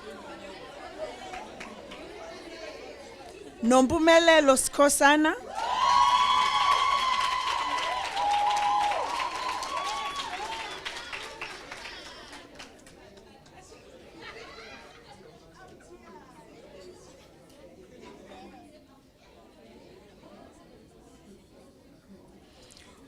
Kholisekani Sikiti.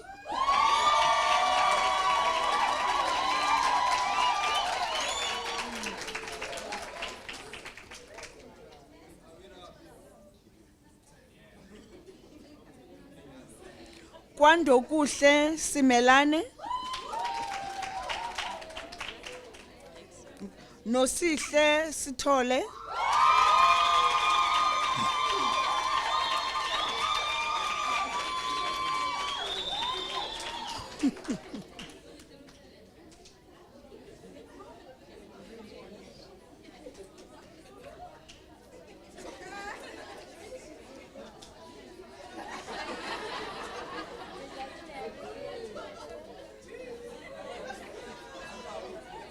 Nomvuyo Sothembe.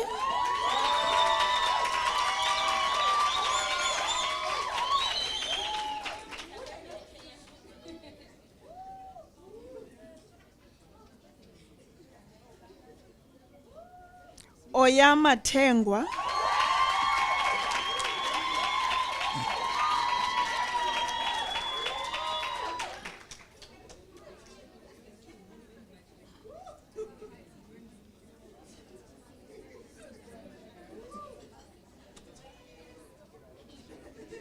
Oratile Thutlwa.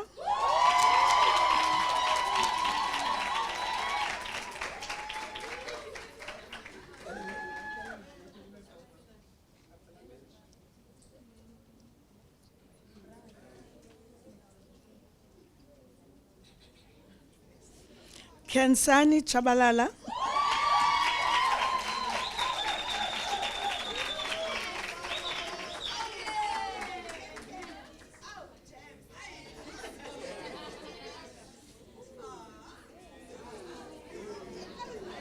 Mpakamo Vundla,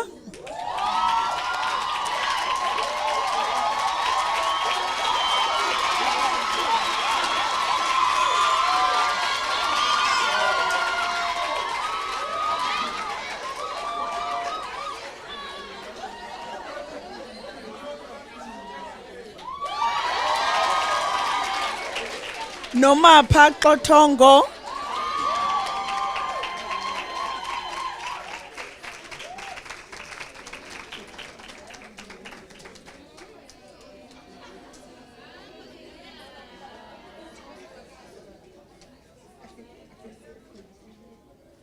Chumani Yothe,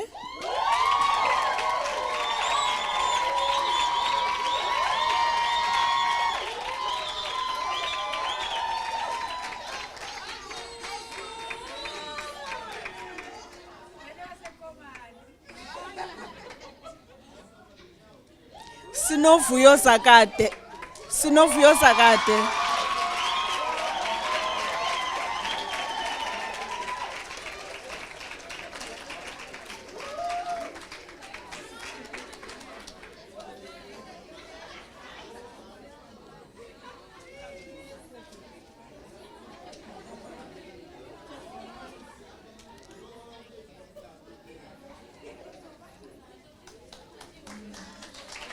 Thank you so much. And now that you've given your life away to other people at 2 a.m., a good payment for job satisfaction and description, and a good occasional thank you from a client now and then, just know that you will always be appreciated. Give yourselves a round of applause.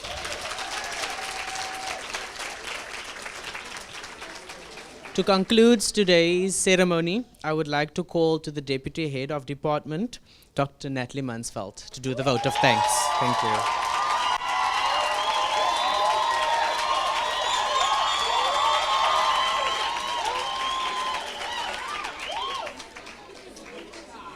I'm so fortunate to come when the energy is so high. I've realized that maybe I'm taking reflection too far, but I was asked to do the thank yous, and then yesterday I was reflecting on why we always do thank yous at the end of events and functions and parties and whatever.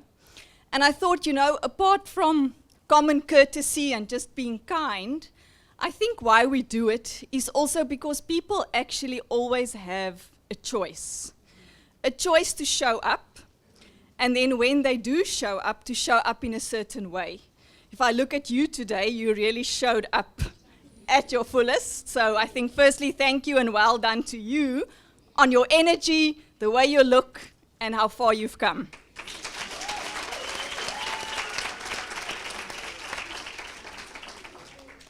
But then, as with all events, there are also a number of people who are making it work, even though you often don't see and hear them. And so we also want to take the opportunity to thank them for making the choice to show up and giving their best. So I'm starting with the people that probably do not want to be thanked, but it's Ukile, it's Philip, and it's Tabiso. If you could please come to the front, and then HOD Dr. Perumal will just hand over a small thank you.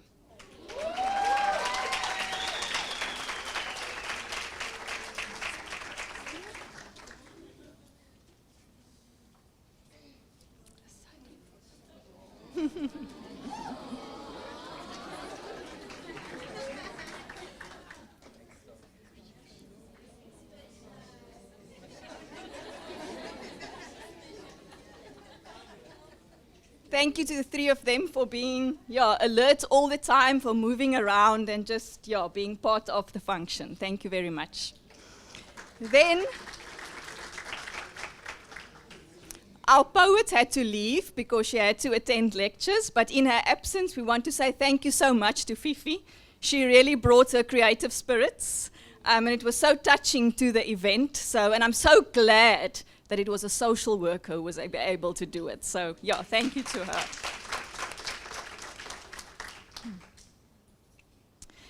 Then next, it would be the people that did speak today, and I think you would all agree that we were privileged to listen to some pretty inspiring messages today. Firstly, to Prof. Gressa as the acting DOS. Thank you, Prof, for inspiring us, and I think we'll all remember the eagle when we see you again as we move along. Thank you.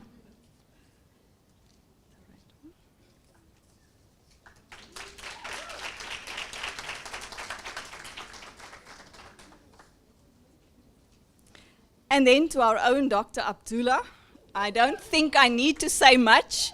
Just thank you for putting your heart and your soul into what you said, but also giving your heart and soul to us, bearing it with us and trusting us with what is in your heart. We respect that, and we take it with humble hands. Thank you.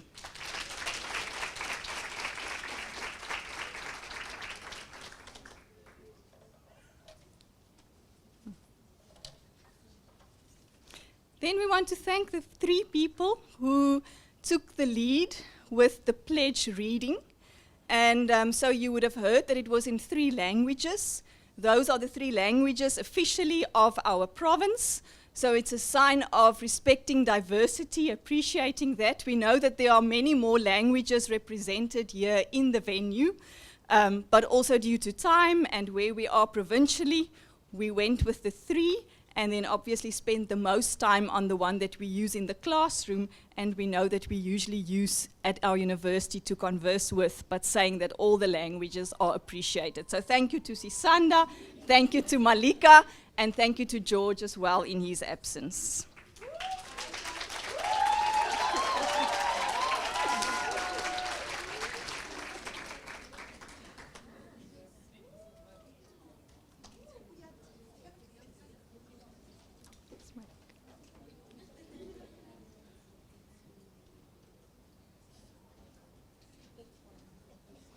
And then the last envelope is a thank you to our MC of the day, Wensley, for just doing it so smoothly and feeling like part of the social work family. Thank you.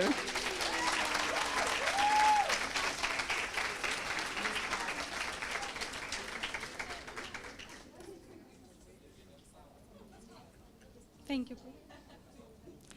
And then the last 3 people, the people who decided who to thank, but then did not create envelopes for themselves, would be the ones who organized the event. Firstly, Mr. Ngwenya, unfortunately, had to leave early due to something else. But yeah, in his absence, I think you all know that he joined the department this year as a full-time staff member.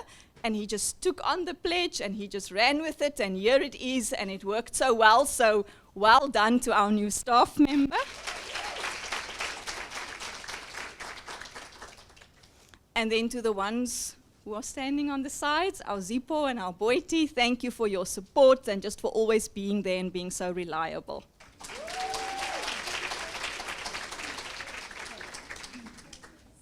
I'm almost done. I just want to say one last thing. I remembered this morning that today, namhlanje, exactly 5 years ago, we started our hard lockdown in our country. And what a time that was, when we didn't know where we're going with this, where we'll be in the future. And I'm just so grateful that we can be here today in this venue together with the energy of one another and just how far we've come. So I want to really, ask you to take a last applause, to just applaud the fact that we can be here as human beings and celebrate our togetherness at this time. Thank you.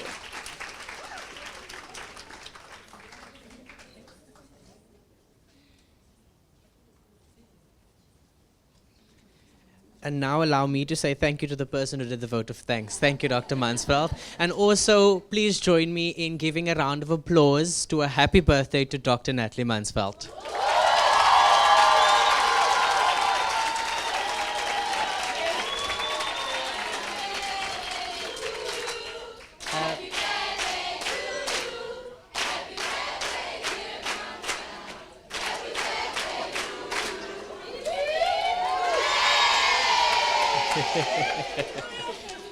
Thank you so much. We have now officially concluded today's ceremony. For the last item, we would request that after the academic procession leaves the room, to just join us with the students for a professional shoot at the Ocean Science Center, which is the Dome.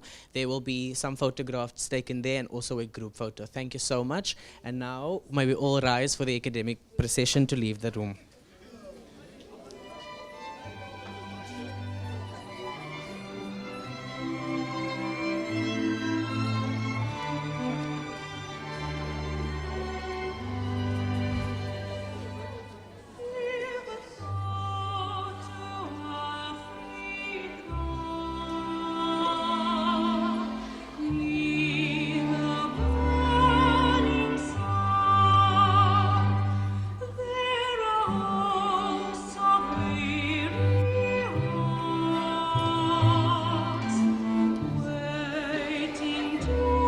Thank you, colleagues.